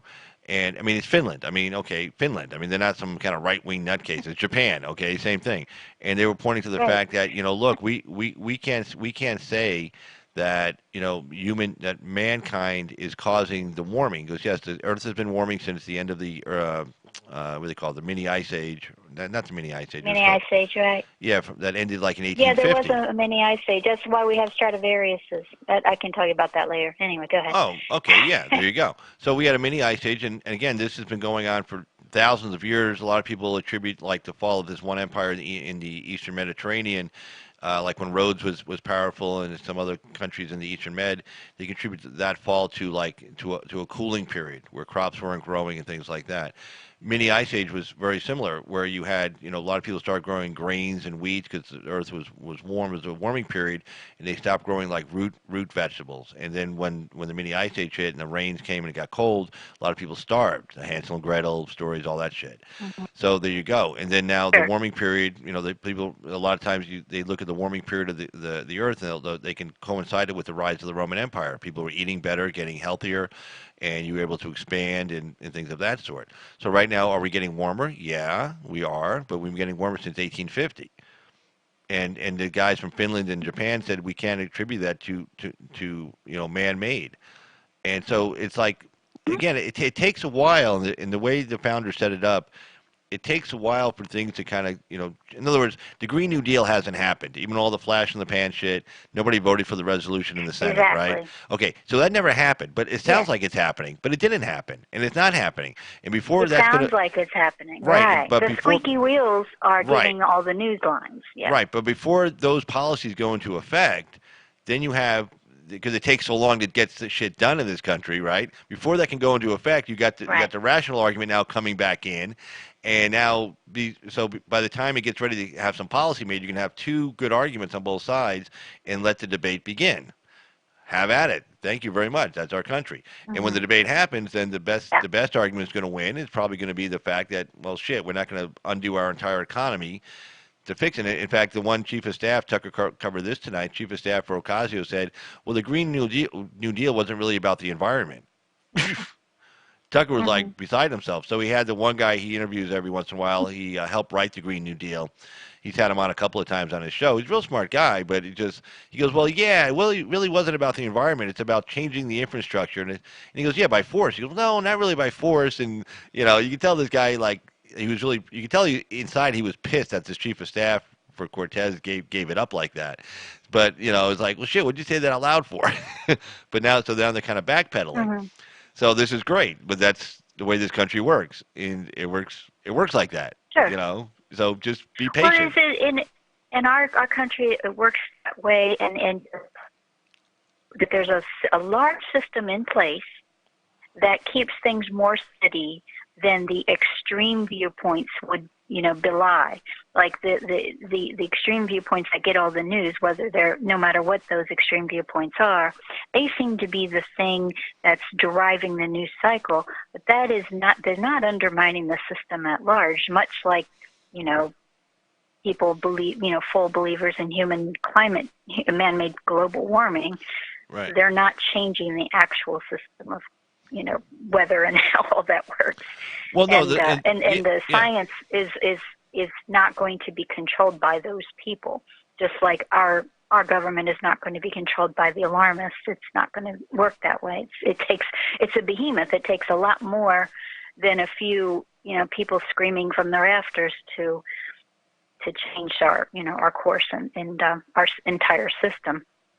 And I think that it's just that people get there's also a certain segment of the population that are prone to nihilism, and so whatever the crises, real or imagined, they can get overwhelmed mentally by it and just say, well, there's just no point, or everything's falling apart. And some people want to be some people want to be overwhelmed by a crisis because their lives are so boring. And they have nothing going on. Yeah. So they want to hold on to a crisis. Some people want to be depressed. Some people want to be, oh my God, this sucks. That kind of shit. But see, the thing about shit, what was I going to say? You were saying something, and I'm like, sorry. No, it was something. Shit, it was something about the Green New Deal. Can't remember. But anyway, it'll come to me later. But no, but some they people can't change the behemoth of our system because of their squeaky wheelness. Is that what I was saying?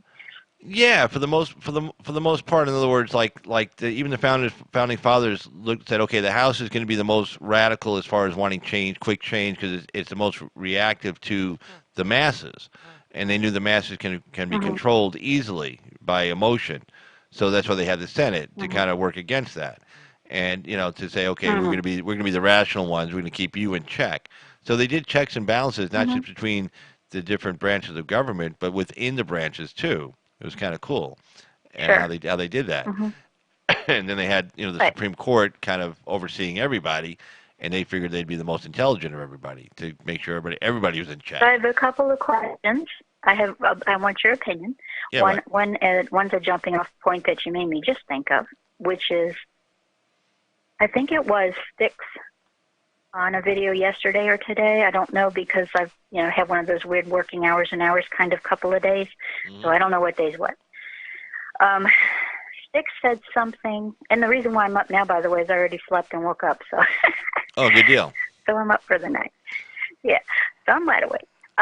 So Sticks said something about, I think it was him, it could have been someone else, sorry, to the point that he thinks that it's entirely possible that the head of the Democratic Party could kick out AOC and Ilhan Omar and Rashida Tlaib and maybe somebody else.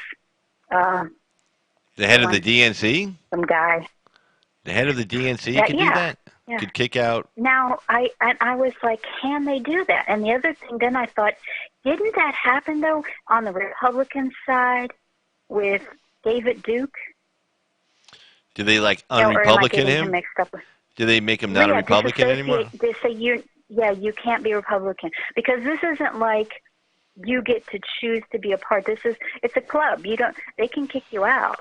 Is that correct? That's funny, because I didn't think about that. But if you think right, because you join the Democratic Party, you join the Republican Party, and can somebody say we don't want you in our party? I don't know I missed that on Sticks. I didn't catch that. I've been pretty busy the last few days, and I didn't even go on last night.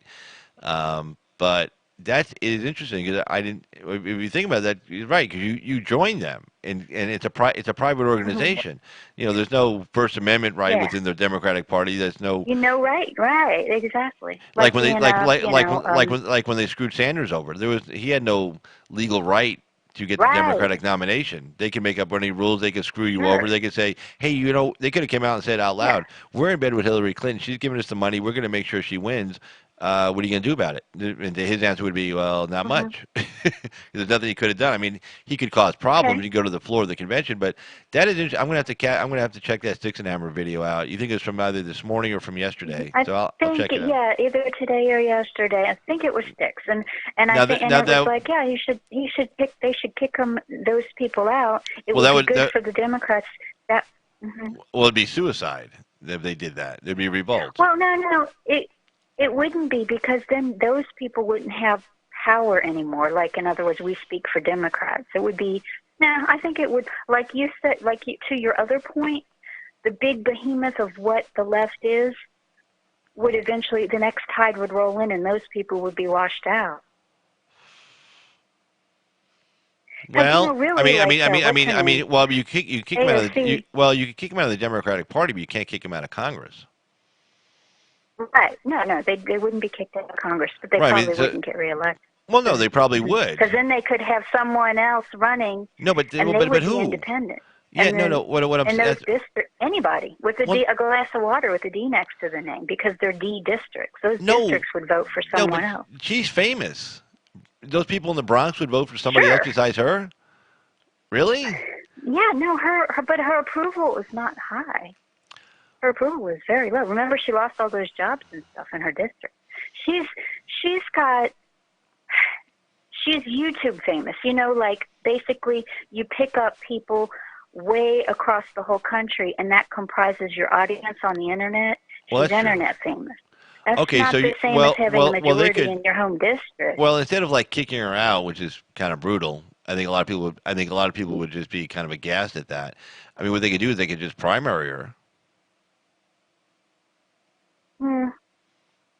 I don't know, because I think delegitimizing her would be more, and anybody that they think is really bad for their party, delegitimizing them would be more effective, because then you could have a legitimate D running in those districts, and they would just automatically get a lot of the votes, but for people who just vote for the D.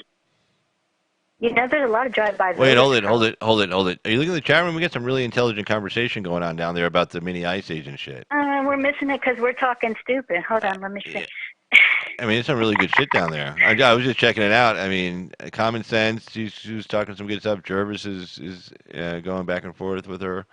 I mean, they're it's like talking about that. We brought up the whole global warming stuff. That's like, the mini we ice started age. a whole thing. No, but this is really good. Yeah, It's a good. I mean, Yeah. like, wait, let me see here. This looks really good. I didn't. I thought I brought up the Stradivarius thing before. Common Sense said, I did a Mastodon dig where we had to date the stuff back to 1,011,000 years ago, and they were frozen in the ice with the last ice age. And History Channel has a great program in a Little Ice Age. Thank you. That's okay. Thank you. See, I knew it wasn't Mini Ice Age. It was the Little Ice Age. Thank you, Common Sense. Appreciate that. It has scientific climate change in fact. Okay, yeah. See, this is cool. Okay, but anyway, I'm sorry. I've always been fascinated by that. I think I've heard people call it both, but maybe because people just conflate the terms. No. I fucked that up. It's the Little Ice Age. It wasn't the Mini Ice Age. It's the Little Ice Age. Okay. Yeah. I was trying to give you credit. All right. No. I messed up. When I play basketball and I foul, I raise my hand. I go up. I fouled. It was me. I did it. You know. You like your rules. Yeah. Well, you got to like when you play pickup games, you don't have a ref. You got to call your own fouls. You know, it's kind of the honor system. You know. Oh, okay, gotcha. Okay, yeah. It's a man thing. You wouldn't understand. It's a man thing. I was on an actual legitimate basketball team in school. That was a girl thing. Women can never admit they did anything wrong, so it wouldn't work. You know, women's never going to say, I fouled. Yeah. It'd be like, well, it wasn't me. I didn't do anything wrong. No, it's got to be your fault. Oh, okay. No. That rule only applies with men, though. Like, women can't do anything wrong around men. They can. You know, if they're working with each other, they can say, "Oh, that was me." But if it's in front of a dude, they can't say. There's a law. Did you can't see? Violate the law. Did you see with the women's soccer team where they're holding the flag, but they were so busy wanting to take photos, they dropped the flag on the ground and they were stepping on it, and then this other girl had a quick run and picked the flag up off the ground. Oh my gosh. Those women are obnoxious. Oh my gosh.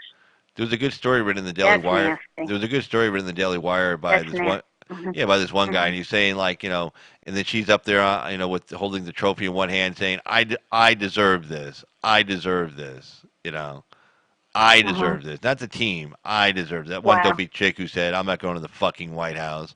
You know, that screwball. I'm not 100% clear that one female is actually indeed a woman, but you know, that's just a passing observation. Can't take it seriously, I guess. I mean, you could be right. Not I mean, look, 100%. you could be right. I mean, that team kicked the shit out of like a lot of really good teams, and you know, it's like you know, it's like you know, the guys who say they identify as a woman, you know, running track. Yeah. You know, I mean, who's gonna say something, you know, about that? I mean, nobody. I know. Right. Whatever the case, whether it's natural or injected, there's some, I think, extra testosterone running around on that team. Well, they're just real obnoxious. You know, I mean, that's just my opinion. Well, even guys don't. And when guys act like that, like on the field, like I mean, they were the way when they played Thailand and they were celebrating after every goal and they were kicking the shit out of them, and you know, even when guys act like that, the Daily Wire had a good point because you know, when male athletes do something like that, we all say, "Wow, what a jerk." And we go, yeah, he's a jerk. Yeah, you know, but like these women, if you say, gee, she's acting like a jerk. Oh, you're misogynist. Oh, you're sexist. It's like, no, she's acting like a jerk. Society is primed and conditioned to not criticize women, which makes the women who do behave badly get worse. Just like children, you can't let any group of people. Well, it's like any group of people. If they feel they're immune to criticism, well, you're going to get what you plant. You're going to grow the crop you planted. That's right, and a lot of feminists were cheering them on, saying, "Oh, look how empowering that is," and all this other stupid shit.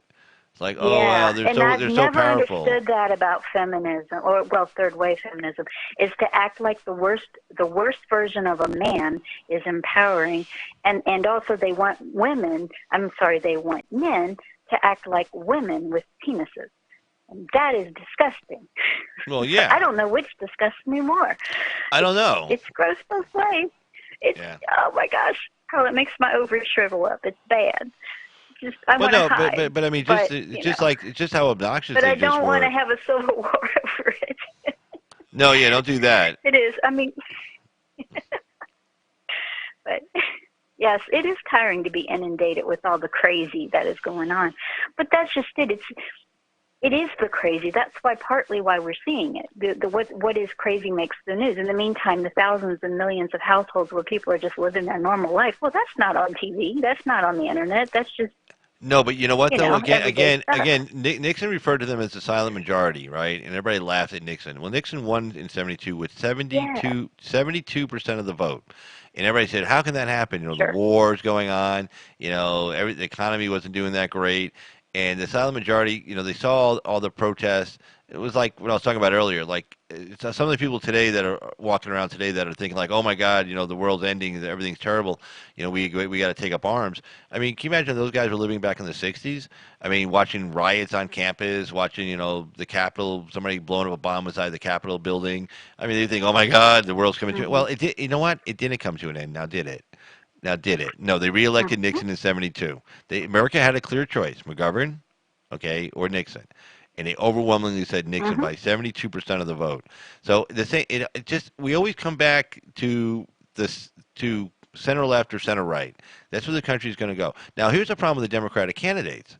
This is what I don't understand. They bought into this shit hook, line, and sinker. It's like they got scared. They saw, you know, Ocasio-Cortez. You know, she won. She only won by 13. Like you said, what? Only 13,000 people voted in her fucking district in the primary. So, I mean, she didn't win by that many votes, or she won by 13,000 votes, whatever the number was. Whatever it was small. Okay? But like you said, you know, she got her internet fame. She got 4 million followers. Like you said, that's nationwide.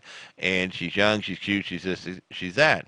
Now, the thing that bothers me is when you have people like Warren and Sanders and Harris. Harris bothers me the most for picking this shit up. You know, and then they run with this shit. You know, open borders. You know, decriminalization for illegal aliens, reparations, all this stupid shit. And then they say, oh, we better take that position up. You know, she moved the party to the left. Just one kid and her three stupid friends moved the entire Democratic field to the left, where they're not electable. I mean, I hope they understand that these positions. You know, like Willie Brown said, you know, not Willie Brown, the guy from who founded BET, Johnson, when he was giving that interview in Paris, he goes, you know, they're going so far left. I'm not supporting any of these candidates, and you know what? They're gonna have to walk this back for the general, and they better not wait too long. And he even said, I don't know if they can even walk some of this stuff back. How do you to walk back? You have to almost come to the opposite side. And the American people, look at all the polling numbers. I ran through this the other night. I think you were on the show the other night. All the polling numbers show like huge majorities of Americans. Independents, like 64% of independents supported the declaration of a national emergency. Well, there's your election right there. The 64% of independents, and like their numbers were high just about everything. And then as far as like even deporting people, it was like 59% of African Americans were in favor. Yeah, do that. I mean the numbers are they're just high as shit. Even Hispanics, 55% support putting the citizenship question on the damn census. I mean, and these Democrats are like, these candidates are like way over here on the left. The rest of the country is like, where the hell are you? And then you got guys like Tim Pool and everybody else saying, where the hell are you? Where are you people going? It's like, we're not going, and the American people, like, trust me, the American people are not going there with them. They're just not. They're not. No. No, it's not I going to really happen. don't think any Democrat has a chance in the election at this point, but the person that would have had the most chance would have been Biden. But the problem is Biden is Biden.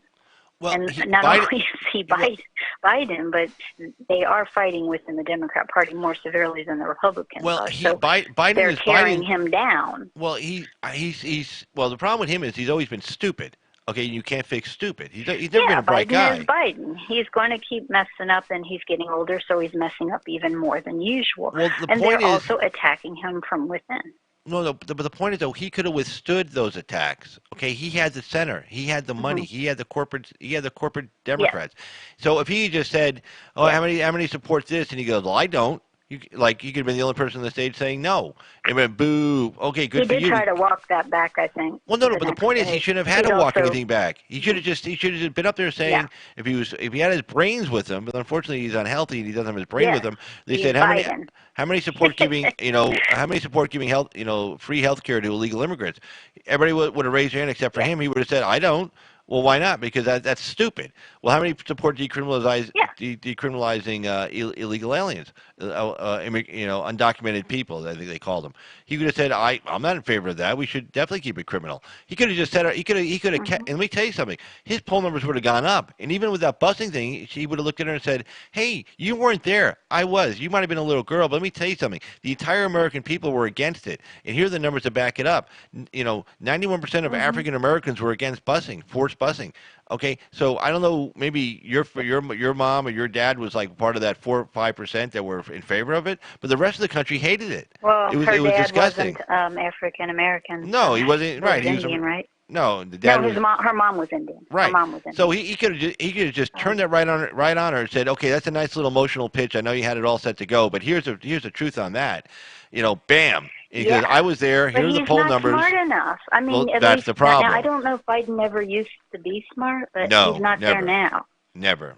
His first two campaigns were his campaign in '88 and in 2008 were both disasters. He never got past Iowa. Yeah, he's not. He doesn't have that. He doesn't have that quick, steel trap mind. So he couldn't come back with what he should have come back with. But you're right. He has the better argument. He just gave up the center. Right argument, and he has the majority, as far as sentiment, because people are mostly moderate. Democrat or Republican people are mostly moderate. Yeah, he could have kept the center. That's just the reality. Now, the only person left in the center... And he would have walked away looking hell of presidential if he had done it that way, but he's just not clever enough. And right. He's got that Democrat disease, which is sticking your finger in the wind to see which way it's blowing.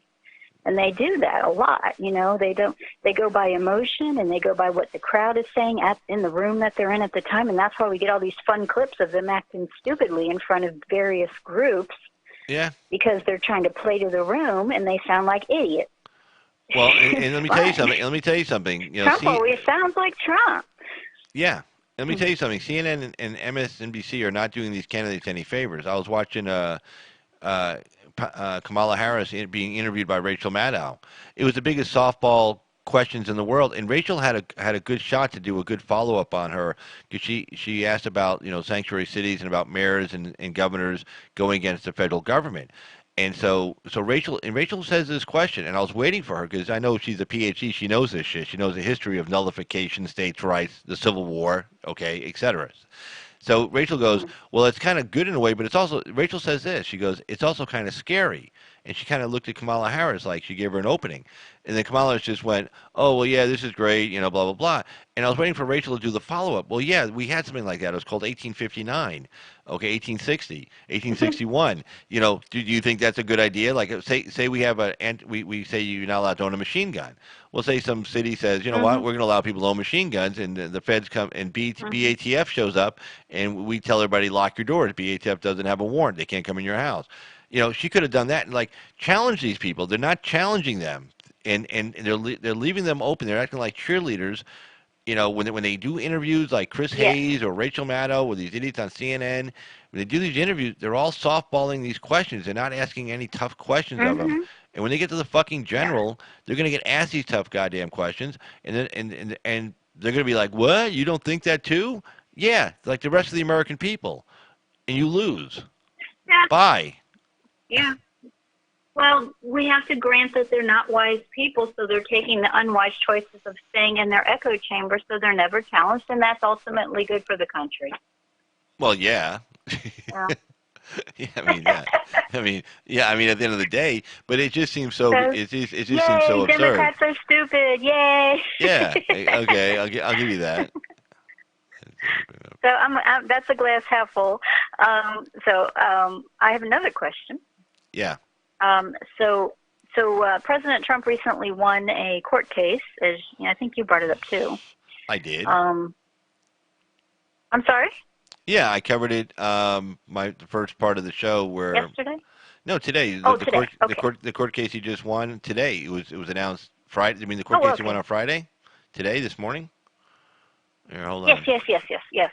Sorry. Yeah, I told you I was tired. I was like, I actually slept already, and I woke up with a stupid nightmare. Where he says what day is it? The story where he can tie federal funds to sanctuary cities, for federal funds for law enforcement. Correct. Yeah, that just came out today. That's it. Yay. That's the one. So I was wondering is, the fact that he seems to be on a roll with appointing federal judges, is that working already in his advantage? So then I went and researched it. So that was going to be my question to you, but just as an extra bit of information, I did a little algebra, very little algebra, because I hate when math includes letters. And it's all Greek to Barack me. Obama appoints. It's satanic.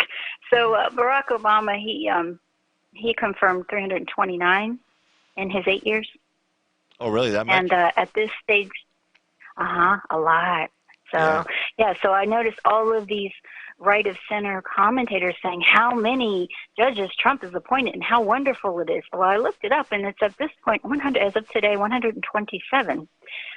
So I did some, minor calculations, and times it by 4. Slightly below.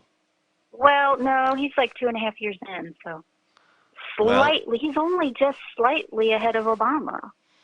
Okay. Like we're talking, we're talking. He's going to be at like 300 and I got 339 if he keeps at this pace. Okay, and how many was Obama? Barack Obama was at 329. That's only 10 more. So, well, that's fine. I mean, that's, people don't... So where are these conservatives going off with this whole, look how many judges he's appointed? Do they not know how to look up how many judges Obama did? I guess not. What's going on here? I don't know. I don't know, because, I didn't know that number until you just said it. Have you heard that narrative? Yes. I've been hearing people say that a lot. Yes. Okay, so it's not just my imagination. People have been pronouncing the win in the judges. We've got that going for us. I think what is not so much. Well, I think what it is that he's appointing. He's got a lot of Circuit Court of Appeals judges. Like when I looked at the vote count on this Ninth Circuit case, where they said, they overturned the U.S. District Court. Now I'm pretty sure the U.S. District Court judge was an Obama appointee.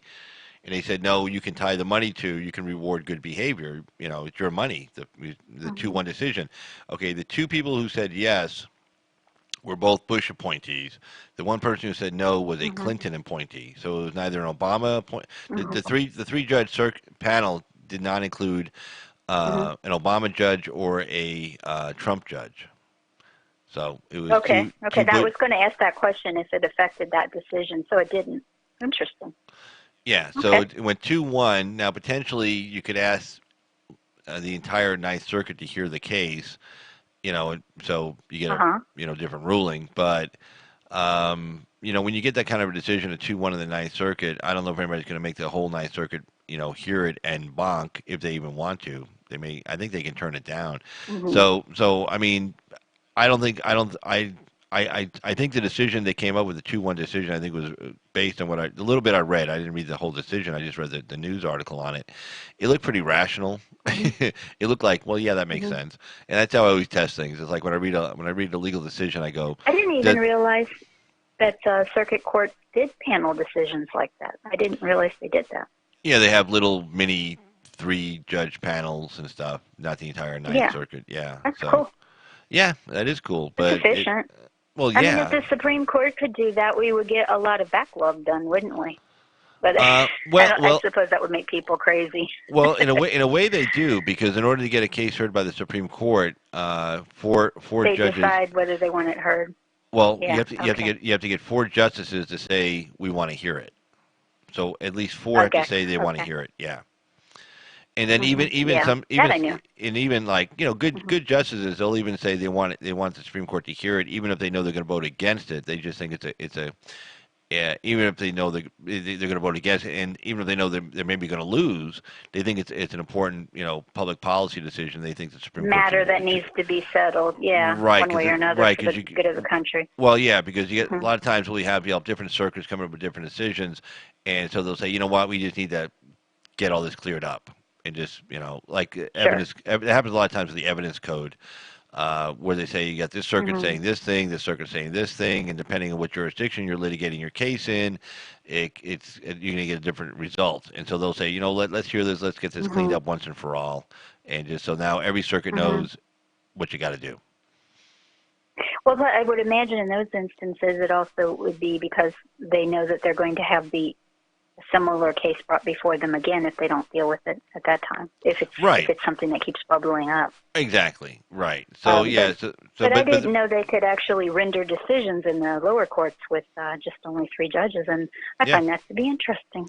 Yeah, it's pretty Imagine cool. that makes a lot of people grumpy, just depending on which 3 judges you get. Well, yeah, that's the whole thing, right? Yeah. But this actually worked out good, and then it looks like the administration has asked the Supreme Court to hear the border wall funding, the military using the Pentagon money to fund part of the border wall. Looked like they asked the Supreme Court to take it up on a semi-type emergency basis because the funding is going to run out in 3 months at the end of the fiscal year. So if they don't make a decision, if they don't rule on it one way or the other, it's going to be moot anyway because in 3 months the money's going to run out for the fiscal year. So whether the Supreme Court wants to hear that or not. Oh my gosh, your zombie's on the screen again. Oh, it's Nancy Pelosi. Oh, you freaked me.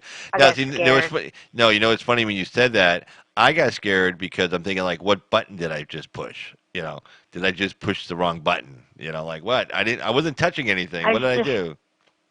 I thought she was the undead. Look at what is going on underneath that chin.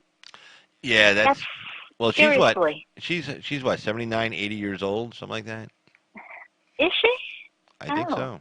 Yeah, no, she's pretty old. Yeah, but she's wealthy. She can afford to have that taken care of. Well, she's had a lot of taken care of, but you only get so much. There's only so much left. There's only so much skin to go around. I mean, I guess she could have some skin grown on her. I don't know, but yeah. Well, you know what? I don't mean to judge the poor woman's looks. I just seriously got scared. Well, it's funny. Trump came to her defense this morning. I was looking down, and then I looked up, and there it was, and. Oh, okay. I'm better now. Sorry. Whew, I really seriously got a little mini heart attack. Well, Trump came to her defense today. He said she's not a racist. Oh no, you know what? Okay, there's a lot of zen to that question, Carl, because it's like, but on the other hand, and you could sit in the woods and you can contemplate that for quite a while, Carl. Because she's a member of the Democrat Party, which is the party of racism, segregation, and dividing people up by groups. So she already gets demoted for racial points just by being Queen Democrat. Okay, but on the other hand, AOC's, throwing the tattered race card at her as if, that was a legitimate argument. So Pelosi wins, AOC loses that one. But on the other hand, Pelosi totally deserves anything she gets because she throws that same tattered race card at Trump and anybody else any chance she gets. She was just doing it this week. Yeah, I didn't So feel too. I don't feel sorry for her. No, I didn't feel sorry for her because remember she said Trump's immigration policy was just all about making America white again. So making America white again. So I said you deserve everything the little gutter snipes in your party throw at you because you're throwing that. That is direct karma, if nothing else. Okay, okay, hold on. Look at your screen now on the YouTube. Tell me if that's any better. My screen. Oh, that's better. Is that better? That better? Well, you probably. I don't know. That might be a burglar. He's got a mask. You got a mask. Now, I'm not sure if you caught the show when it first came on, but I usually start 20, 30 minutes ahead of time, play some music and shit. So I had a picture of a lion next, on the other side of this little raccoon, like going rrr, kind of looking at the raccoon, going rrr, like he was going to eat him. And because I wrote, and the headline was, the headline was Biden gets attacked by the left, for deporting 3 million people. So it was like the lion attacking Biden. Biden was the little raccoon, and the lion was the left. It's just, but the thing is about raccoons, because, we have them in my town. They know how to get out of the way and hide and come around and steal your crap at night, and they survive. They just survive. No matter how developed your area becomes, no matter how few woods and places for them to hide, they freaking stay around. So I think a raccoon's a good analogy because Biden is going to make it to the end of the primary where these other You ever see the meme of the little black kitten that thinks it's a panther? I think that's what they are. They're little kittens that think that they're lions, but they're not. They're like, roar, I'm a lion, right? You're just a kitten. You're just a kitten, right? You're just a little kitten. I'm not as scared of you. Well, you want some kibbles? Well, it's funny because she shot down those 4 women, and they came back with the race card on her, and she just blew it off. She just said, you're so stupid. I'm not even going there with she's like, STF down. Well, the funny thing about her is you're that in timeout. She should have said that. You go to timeout, children. Well, you can like or dislike Pelosi all you want, but one thing you can't argue with her is the fact that the woman is the ultimate politician. I mean, she didn't get to become speaker by just being nice. I mean, she knows how to work, everything. She got all her, people together. She's like one of the top they asked her to apologize, and she's like, "I don't do that." I don't do Something that. Like that. Yeah, like I don't do that. Well, she's like the top fundraiser in Congress. So a lot of people are beholden to her for going out to the districts, raising money for her, sharing that money, and getting them reelected. So maybe maybe Cortez doesn't need any of her money because if she just runs, she's going to win and get reelected no matter what. Who knows?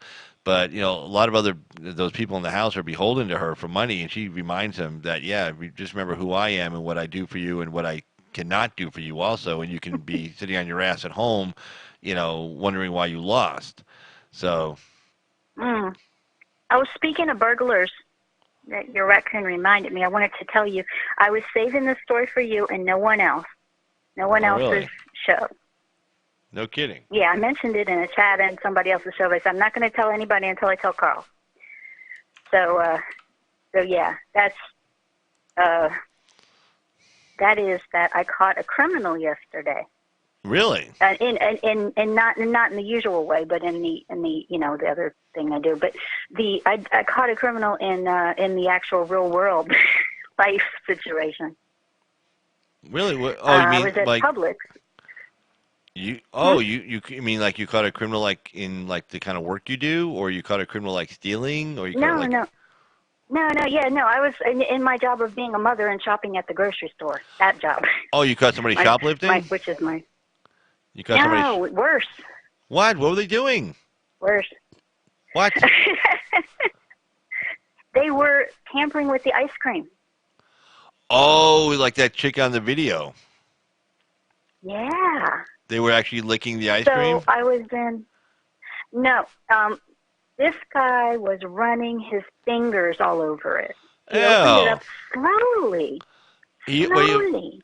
So he opened up the lid. He opened the lid, and then he ran his finger through it. Fully open. He didn't just cuck it open a little bit, like to look inside. He fully removed the lid and separated it from the container, held the thing in front of him, and ran his finger up and down, like 3 or 4 times. Like he was enjoying it. Yeah. So wait. So what'd you do? You tell the manager, and what do they? Did they go grab the ice cream? Did they kick him out? Would they arrest him? What do they do? Yeah. So I was coming out of frozen foods, right? Because that's where close to where the ice cream is. I guess where I was, but I was going through the veggies. I have nothing to do with the ice cream. Just saying. I'm going through the veggies, and I look up, and I see this. Now he is at a 45-degree angle to my left. Wait, how old is this guy? So I can see. Is he a kid or? The other funny thing. Because when I mentioned it in the chat in Michelle's channel, then they started talking about how all these teenagers are doing this for attention. These young people are doing it for attention. I said, no, he was a middle-aged, creepy, skinny white guy. Wow. So So what do you do? I mean, so we got to the point where you see him doing this shit, and now what do? Do you call the manager? Yeah. So I'm standing. I was about 15 feet away from him. He was at a 45-degree angle at my left, so I could see in front of him what he was doing, and his back was to the person behind the counter in the bakery where the ice cream is. And that person was 45-degree angle to my right. So I'm trying 15 feet away from the guy because he couldn't see me. His back was sort of to me. Right. I'm trying to nod from my right to my left, from the guy behind the counter over to the guy that's directly in front of him. Because the guy, behind the counter is facing the ice cream guy and the ice cream guy is facing the case. So, and like, I'm, so this guy didn't. angled and this watching guy, both of them okay, like so a tennis match. So the guy behind the counter didn't see him, or he did see him. We And the pretended guy not didn't to. see him. So what do you do? I'm nodding. I'm shaking my head. I'm like, over there, you know, like silently. So finally, I was like, frick it. So I finally got eye contact with the guy behind the counter, and I pushed my shopping cart over, and I'm making like the look freaking behind me, you know, face that you make with your eyebrows up and all that. Guy, the kid, you know, young guy behind the counter, he starts to give me a sample cookie. I'm like, dude, that's not why I'm trying to talk to you. Right. I don't want your damn cookie. I've been coming to the store for 5 years. Have I ever wanted a freaking cookie? So no, I don't want your cookie. Dude, behind me, I said, there's a guy, he's like rubbing the ice cream. He goes, ice cream? I said, shut. And I was like, idiot.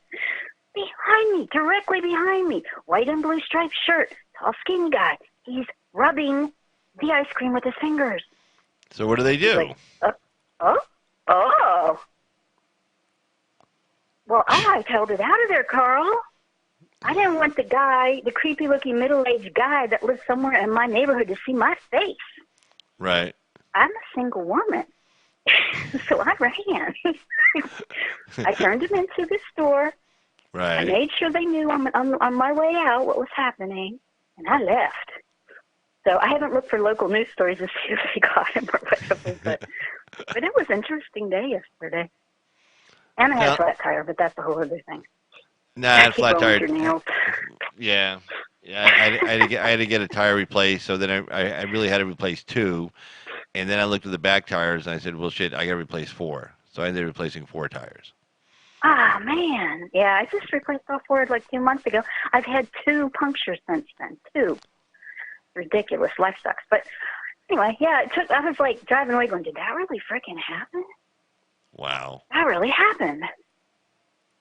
That's crazy. And he wasn't even going for the premium ice cream. He was going for the store brand. He had a fetish for the store brand. It's like, dang, if I was going to do something weird, I would probably do it with the most expensive one, but maybe I just have higher standards. Maybe. Well, no, you wouldn't be doing it. What are you talking about? I'm saying in the weird alternative universe in which that would turn me on, but it just doesn't. Right. And do you see that story? Do you see that story up on your screen?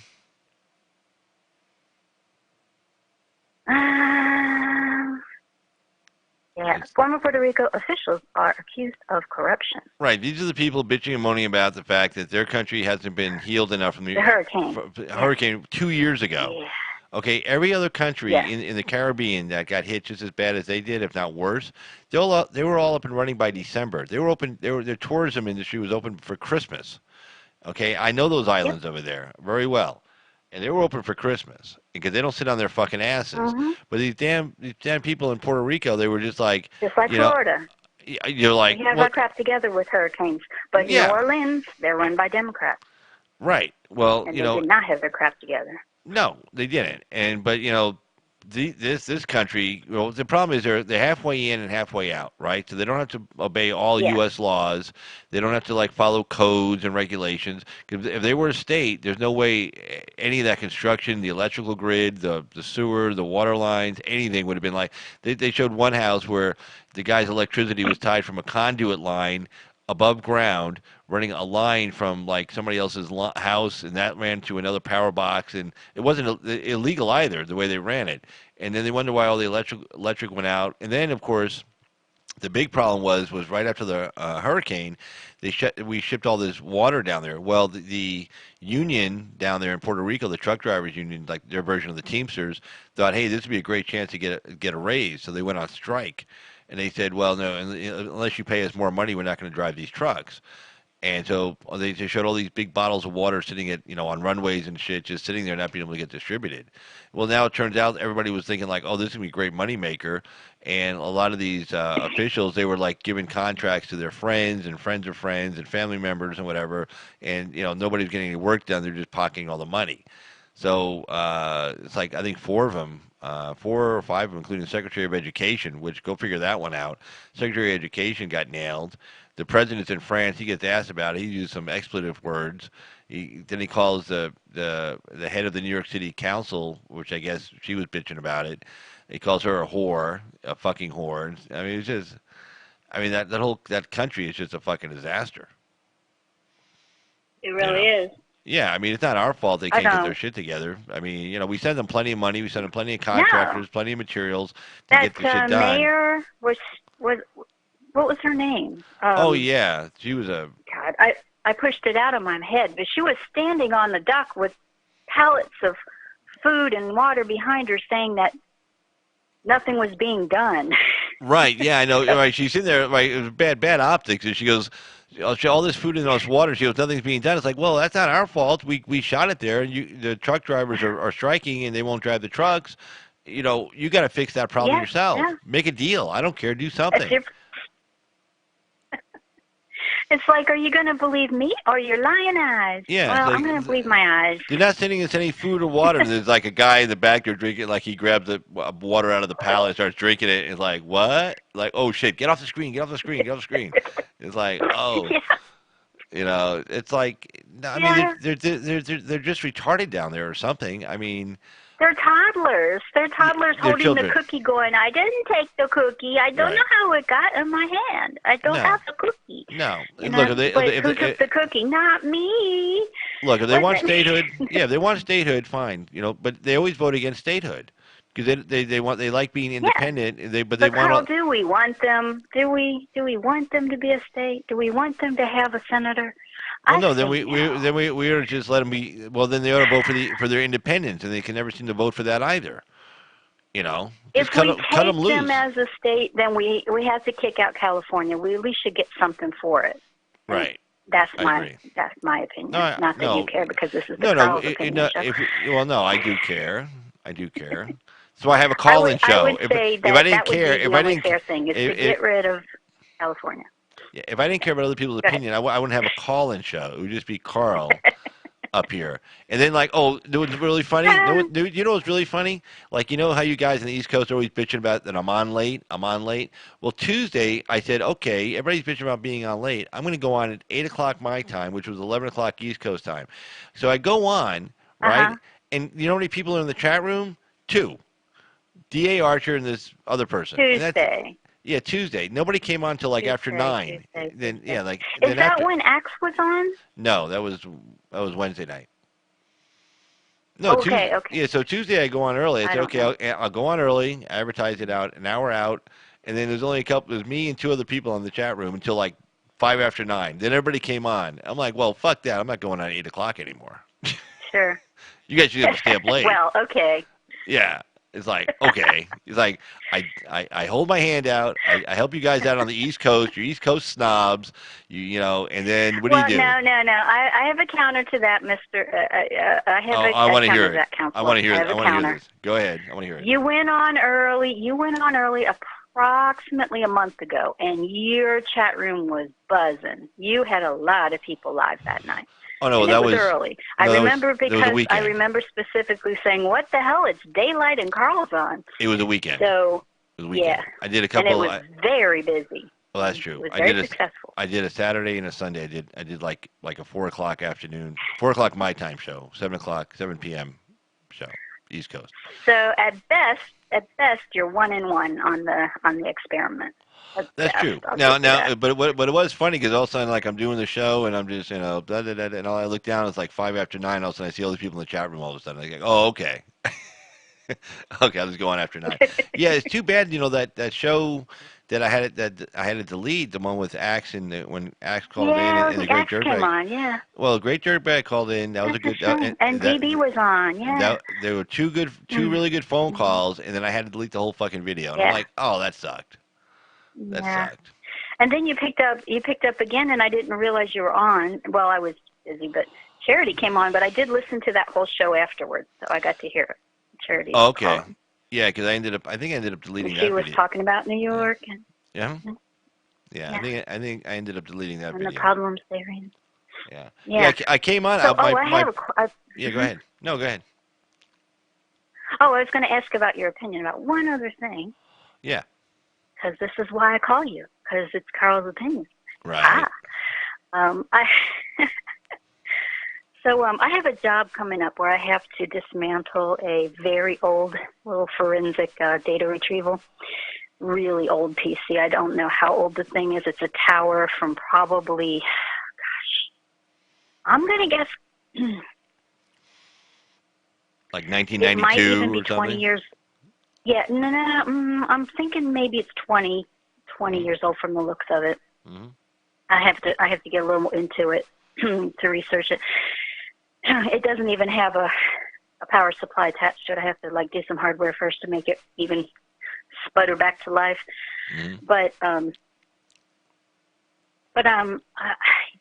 there could be something very valuable in there, but it wouldn't be a security issue if I did do that publicly. That's one I could do publicly, is what I'm trying to say.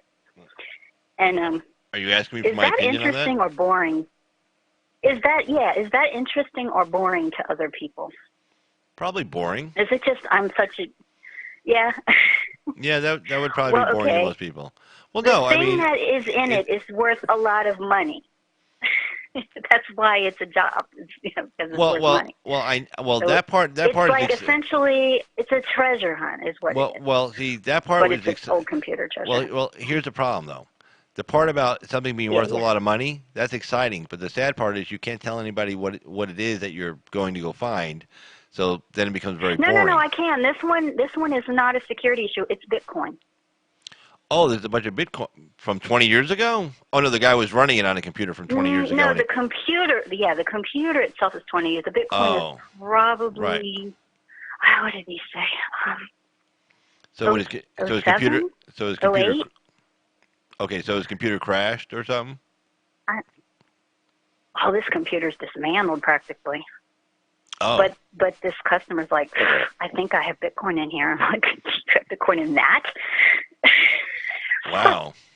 So I'm going to try to save it. Well, that's interesting. But is that boring? Well, yeah. Well, actually, no. It's still boring. I'm sorry. Yes. Okay. If you want my opinion, well, yes. It won't be boring when I get paid. No. Well, okay. It'll be exciting for you, right? But the rest of us will be like, "Yay, we're really happy for you." But okay. Well, I'll tell you what. Put the real link. Put the real link in the chat to your site, so I can for the zombie thing, so I can punch it up. Oh, I did. Charity already said she wants to get one for her son. Oh. To my zombie? Yeah. Yeah, I started a second little shop of just my funny things, and for some reason I had zombies on my brain this week, so I did a zombie shirt and bumper stickers. Oh, were you on when? Says, did you see when I had to give Charity the zombie when she called in? Yeah, I watched the whole call-in that Charity did, and you gave her the zombie. Yeah, I didn't know who she was. I didn't recognize. I didn't have the. Yeah, it's me. Yeah, I have her number in my contact list now, but I didn't then. So I'm thinking, oh, here goes the troll, and then it wasn't, and I'm like, oh, hold on, I'll put you on. But everybody got to see the zombie for a few seconds. Yeah, it was kind of cool. Oh, Charity's laying down. And she said she's watching she a smart. To call in. Oh, she can call in.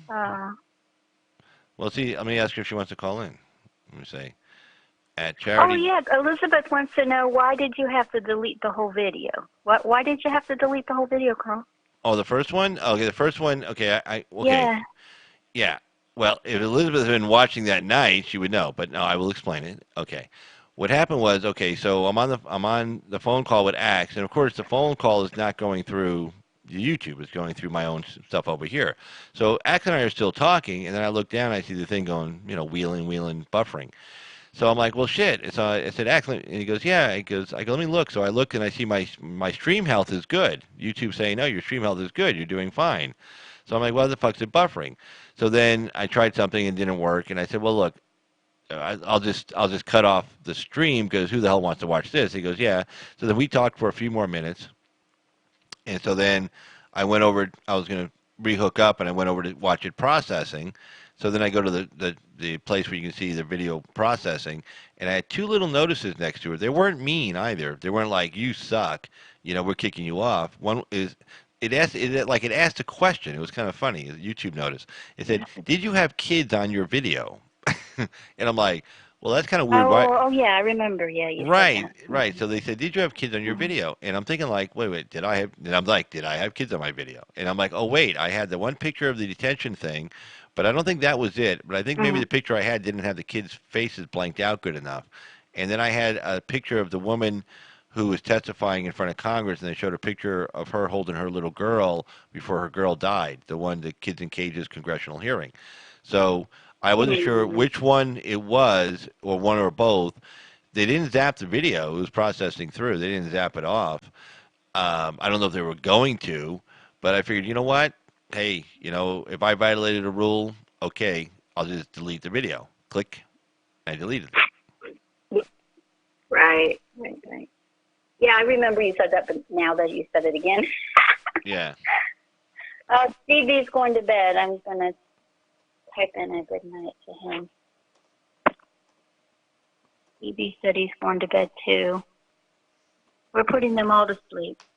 Putting them to sleep. I told you it was boring. It was my job talk. I told you. Yeah, you asked me if it was my boring. fault. Yeah, I told you it was boring.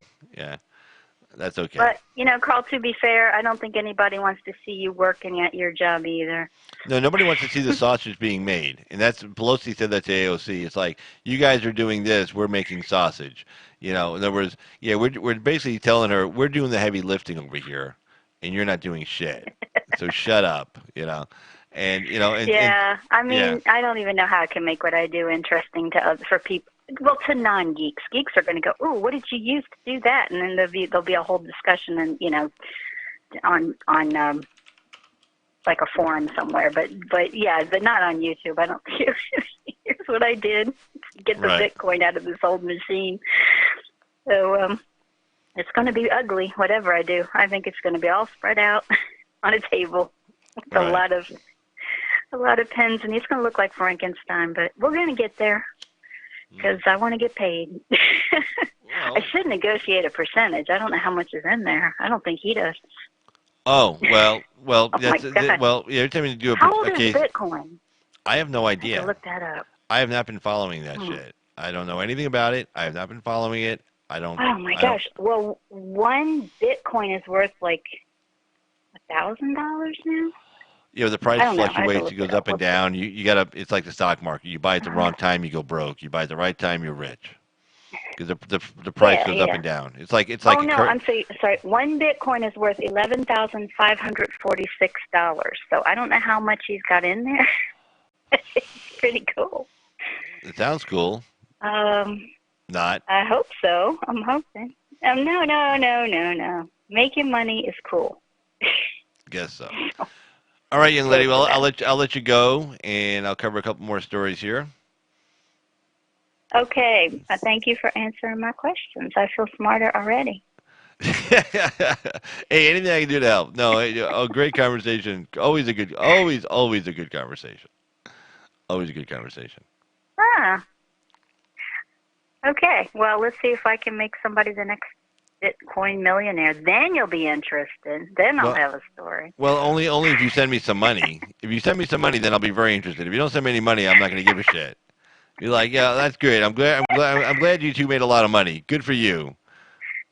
That's why. Thanks, Rocky. Bitcoin started in 2009. I just researched it and found it right when you said it. But yeah, I think this is pretty close to being that old. So I think it's interesting. I don't know, Carl. Maybe I'm right about this. Maybe would be a good video. Make a video. People like treasure hunt. Yeah, make a video on it. Show you like on your computer keyboard, and then you can play some music in the background. No, this is going to be on a table. I'm going to put hardware. I might have to do some soldering. I don't know how bad it is in there. So. Oh. Anyway, but I will watch the rest of your show. And fantastic. Thanks for calling. All right. Good night. All right. Have a good one, young lady. Bye-bye. All right. Bye-bye.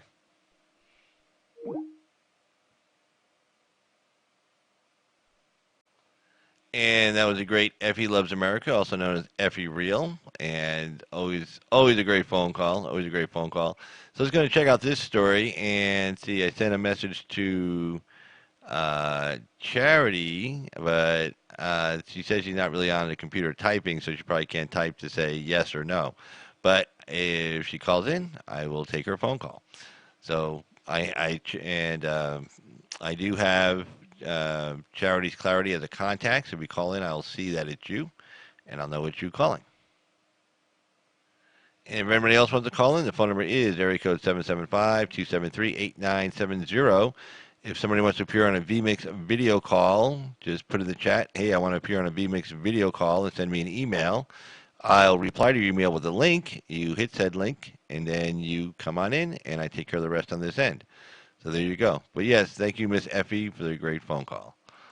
Let's see.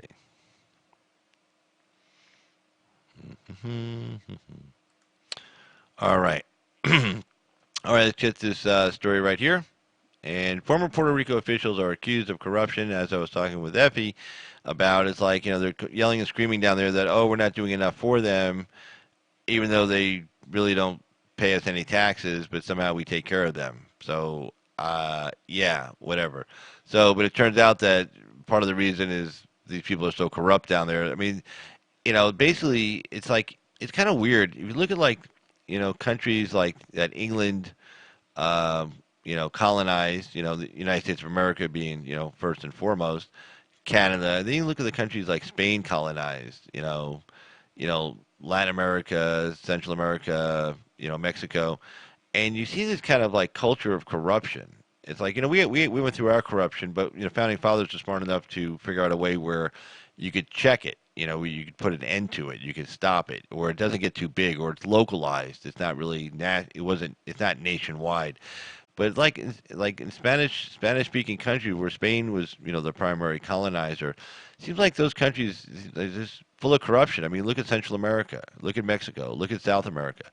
I mean, it's all fucked up, And then you look at like United States of America and Canada, and you say, huh, or Hong Kong, or other places, and you say, damn, they did kind of pretty good over there. It's like, it's just a different culture, the English culture versus. I'd like to do some research on that if I get the time someday, like England versus Spain, culture, politics, corruption, laws, common law versus, I mean, I'd like to kind of get some research into that and see exactly what the difference is. I don't know. I have no idea what the difference is, but it just seems like the results, it's a kind of anecdotal evidence because it's just result-based evidence. But it's like, well, gee, how did it all start out like that? I don't know. I don't know the answer to that. But let's take a look at this story. So, this is from the Wall Street Journal. Former Puerto Rico officials are accused of corruption. Federal authorities charged 6 people in an alleged contract steering scheme, including executive at BDO Puerto Rico PSE. Well, I don't know the name of that. I don't know that company, but we'll find out. By Andrew Scuria of the Wall Street Journal.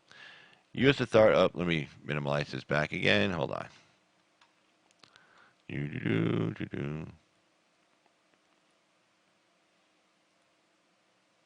There we go. All right. U.S. authorities indicted the former heads of Puerto Rico's Education Department and Health Insurance Agency under Governor Ricardo Rosello, alleging they steered government contracts to favored businesses. An indictment unsealed Tuesday in Puerto Rico federal court accused Julia Kelleher, former Education Secretary, and Angela Avila Marrero, former Executive Director of the Puerto Rico Health Insurance Administration, of using their positions to benefit and enrich themselves. Enrich themselves through fraud and the theft of government funds. 4 others were charged, including the managing director and accounting firm BDO Puerto Rico PSC. Prosecutors said public officials engaged in a range of corrupt practices around the agencies, alleging that contractors hired consultants who had government influence and paid them commissions through secret side deals for the business they secured. Public officials leaked private government information, sometimes through personal email accounts or the encrypted messaging app Telegram, according to the indictment.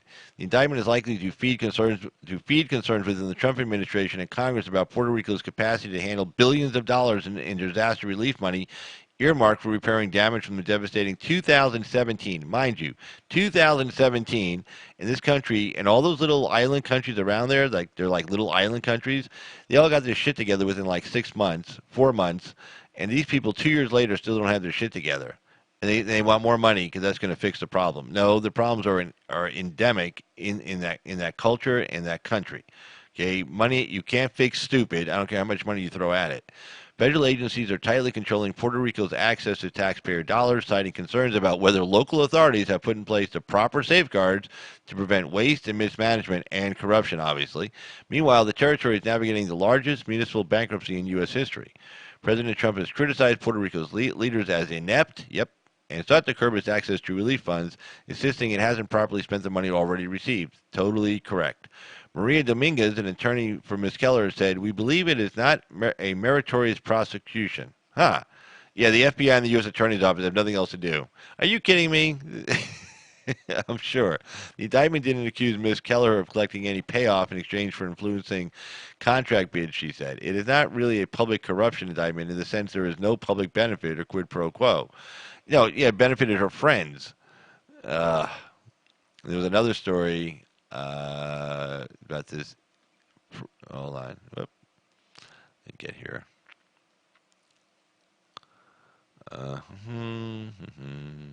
Where was it? Let me get it.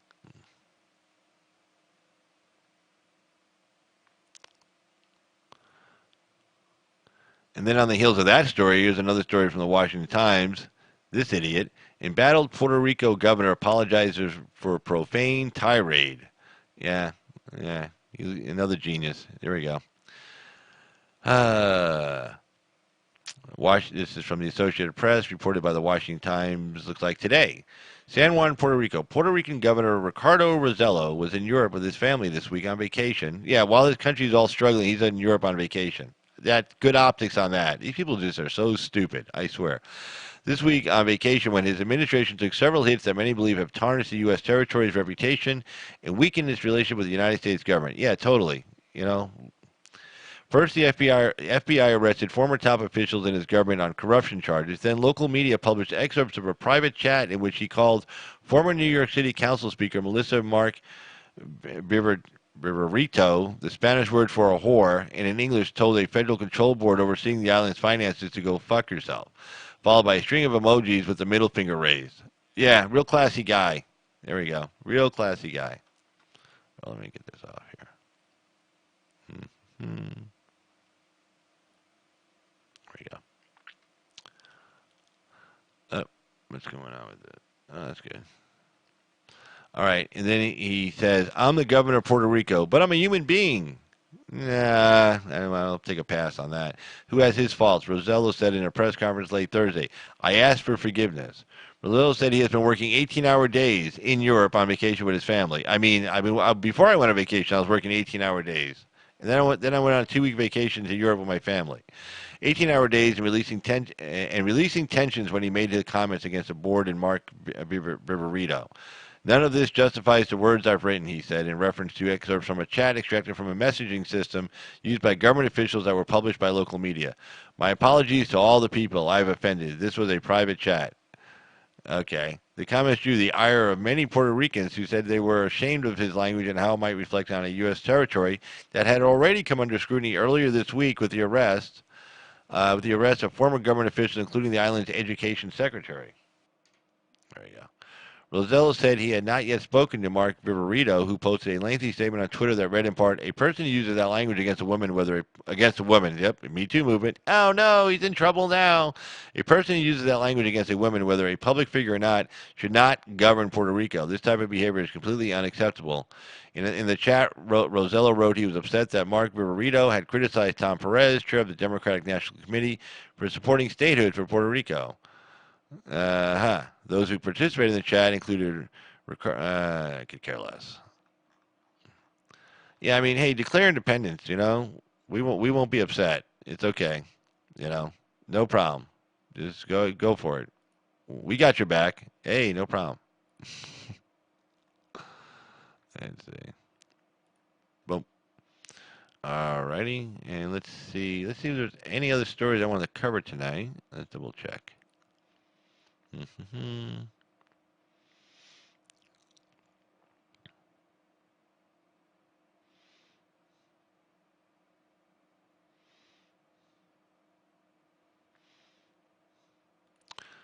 Let's actually take a look at this one. Let's see, what's this written?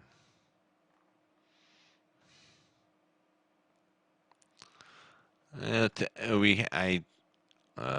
on.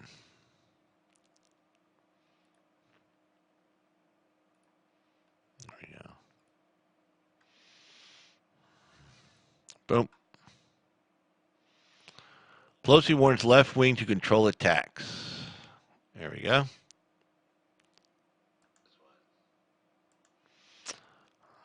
Anybody wants to call in? Phone number 775-273-8970.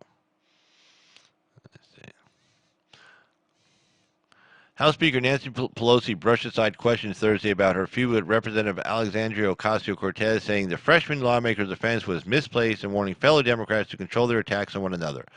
Mrs. Pelosi made the comments a day after she blasted Ocasio-Cortez's chief of staff for suggesting that conservative-leaning Democrats were racist for supporting a border funding bill, and Ms. Ocasio-Cortez said she was being disrespectfully singled out on racial grounds. Pelosi told reporters she wouldn't respond, and then she did. They took offense because I addressed, at the request of my members, an offensive tweet that came out of one of our members' offices that referenced our blue dogs and our new Dems, essentially a segregationists, the California Democrat said. Blue dogs are the most conservative House Democrats, and the new Democrats tilt toward the moderate side of the party. How they're interpreting it and carrying it to another place is up to them, Ms. Pelosi said. The feuding took on a public character last month as Ms. Pelosi tried to figure out how to handle the border crisis and President Trump's demand for emergency funding to provide better care for the migrants being detained. Mrs. Pelosi was trapped between the Senate, which passed a bipartisan bill, totally bipartisan, 84 to 8 vote in the Senate, and that included at least 31 Democrats voting in favor of the bill, giving Mr. Trump most of what he wanted, in her own left wing, with lawmakers including Ocasio-Cortez objecting to the Senate bill. House Democrats wrote their own legislation, but even that was too much for the New York Democrat and three other prominent liberal freshmen, all of them women of color. They all voted against it. So all the Democrats voted in favor of the Democratic bill, except for these four idiots. Mr. Ocasio's chief of staff, Saiki Chakrabarty, this guy has like foot and mouth disease, because he admitted to the Washington Post that the Green New Deal wasn't really about the environment. Tucker Carlson covered that tonight. And it's like, what? We've been scammed. And he just admitted, yeah, we've been scamming you. It's really about a takeover of the U.S. economy. Yeah, thank you. Anyway, Ms. Ocasio-Cortez's chief of staff, Saiki Chakrabarty, took to Twitter to hint that racism was behind the more moderate lawmakers' desire to pass the Senate bill. He said, this is Saiki Chakrabarty, you can be someone who does not personally harbor ill will towards a race, but through your actions still enable a racist system. He tweeted, and a lot of new Democrats and Blue Dog did that today. He also attacked Ms. Pelosi's leadership. He said the speaker claims we can't focus on impeachment because it's a distraction. It's a distraction from kitchen table issues. But I challenge you to find voters that can name a single thing House Democrats have done for their kitchen table this year.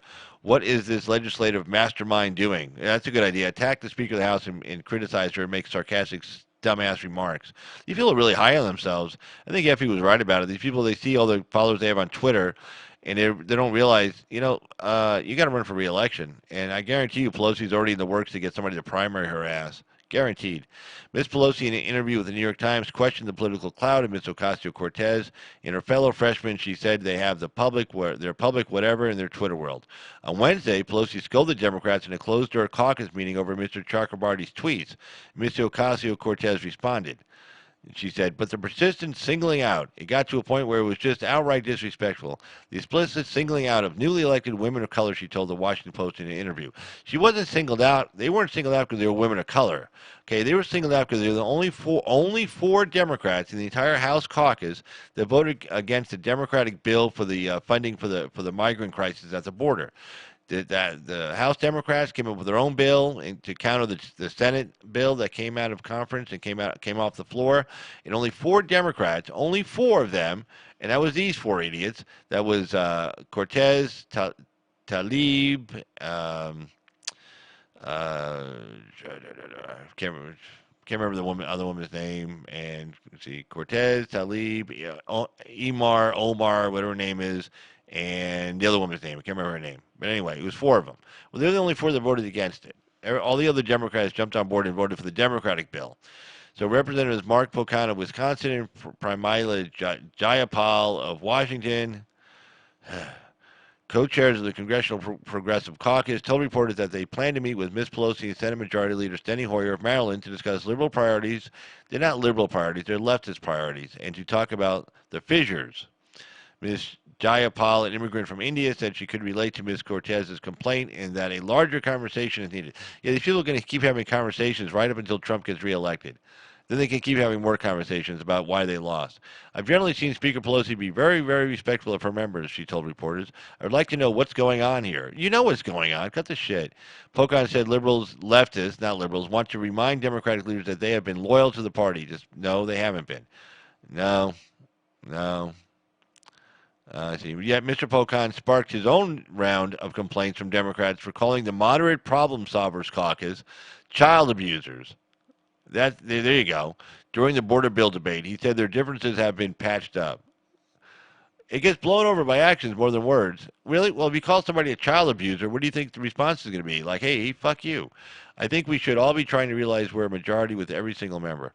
One conservative Democrat, however, was still frustrated with the bomb-throwing tactics from within the party and told the Washington Times that there has not been a reconciliation. The lawmaker, who asked not to be identified, said to expect Democratic unity to return next week with former special counsel Robert Mueller's testimony. Yes, Trump will save them all. Okay, here we go. They're all united on one thing. They hate Donald Trump, and Mueller's going to tell them just how much they should hate him. So, yeah. But unfortunately, they got to wait a week because Mueller's testimony got continued from the 17th over to the 24th. So they don't get so they get a whole nother week to yell and scream at each other. That's hilarious. So it's like, oh, Trump won't be able to come to the rescue. But I like Trump this morning. He goes, you know Nancy Pelosi, she's not a racist. And here's Trump saying it. And then Pelosi's like, oh, great. Thanks, President Trump. You're really helping me out over here with the left. You see, Trump stood up for me. See, you know I'm not a racist. Trump said it. It's like, I'm sure they didn't help any. Oh, well. Anyway, I think that was all the stories I had to cover. I don't see anybody else calling in. Nope, I don't see anybody else calling in, so I want to thank both the Great Dirtbag and Effie Loves America for their great call-ins. And to everybody who's been in the chat, thank you so much. And to everybody who's been viewing and all those who will be viewing later, that's me trying to speak clearly, who will be viewing later, thanks so much. So for Carl's Opinion, this is Carl. Everybody have a great night, and we'll see you next time. Take care, guys. Bye-bye.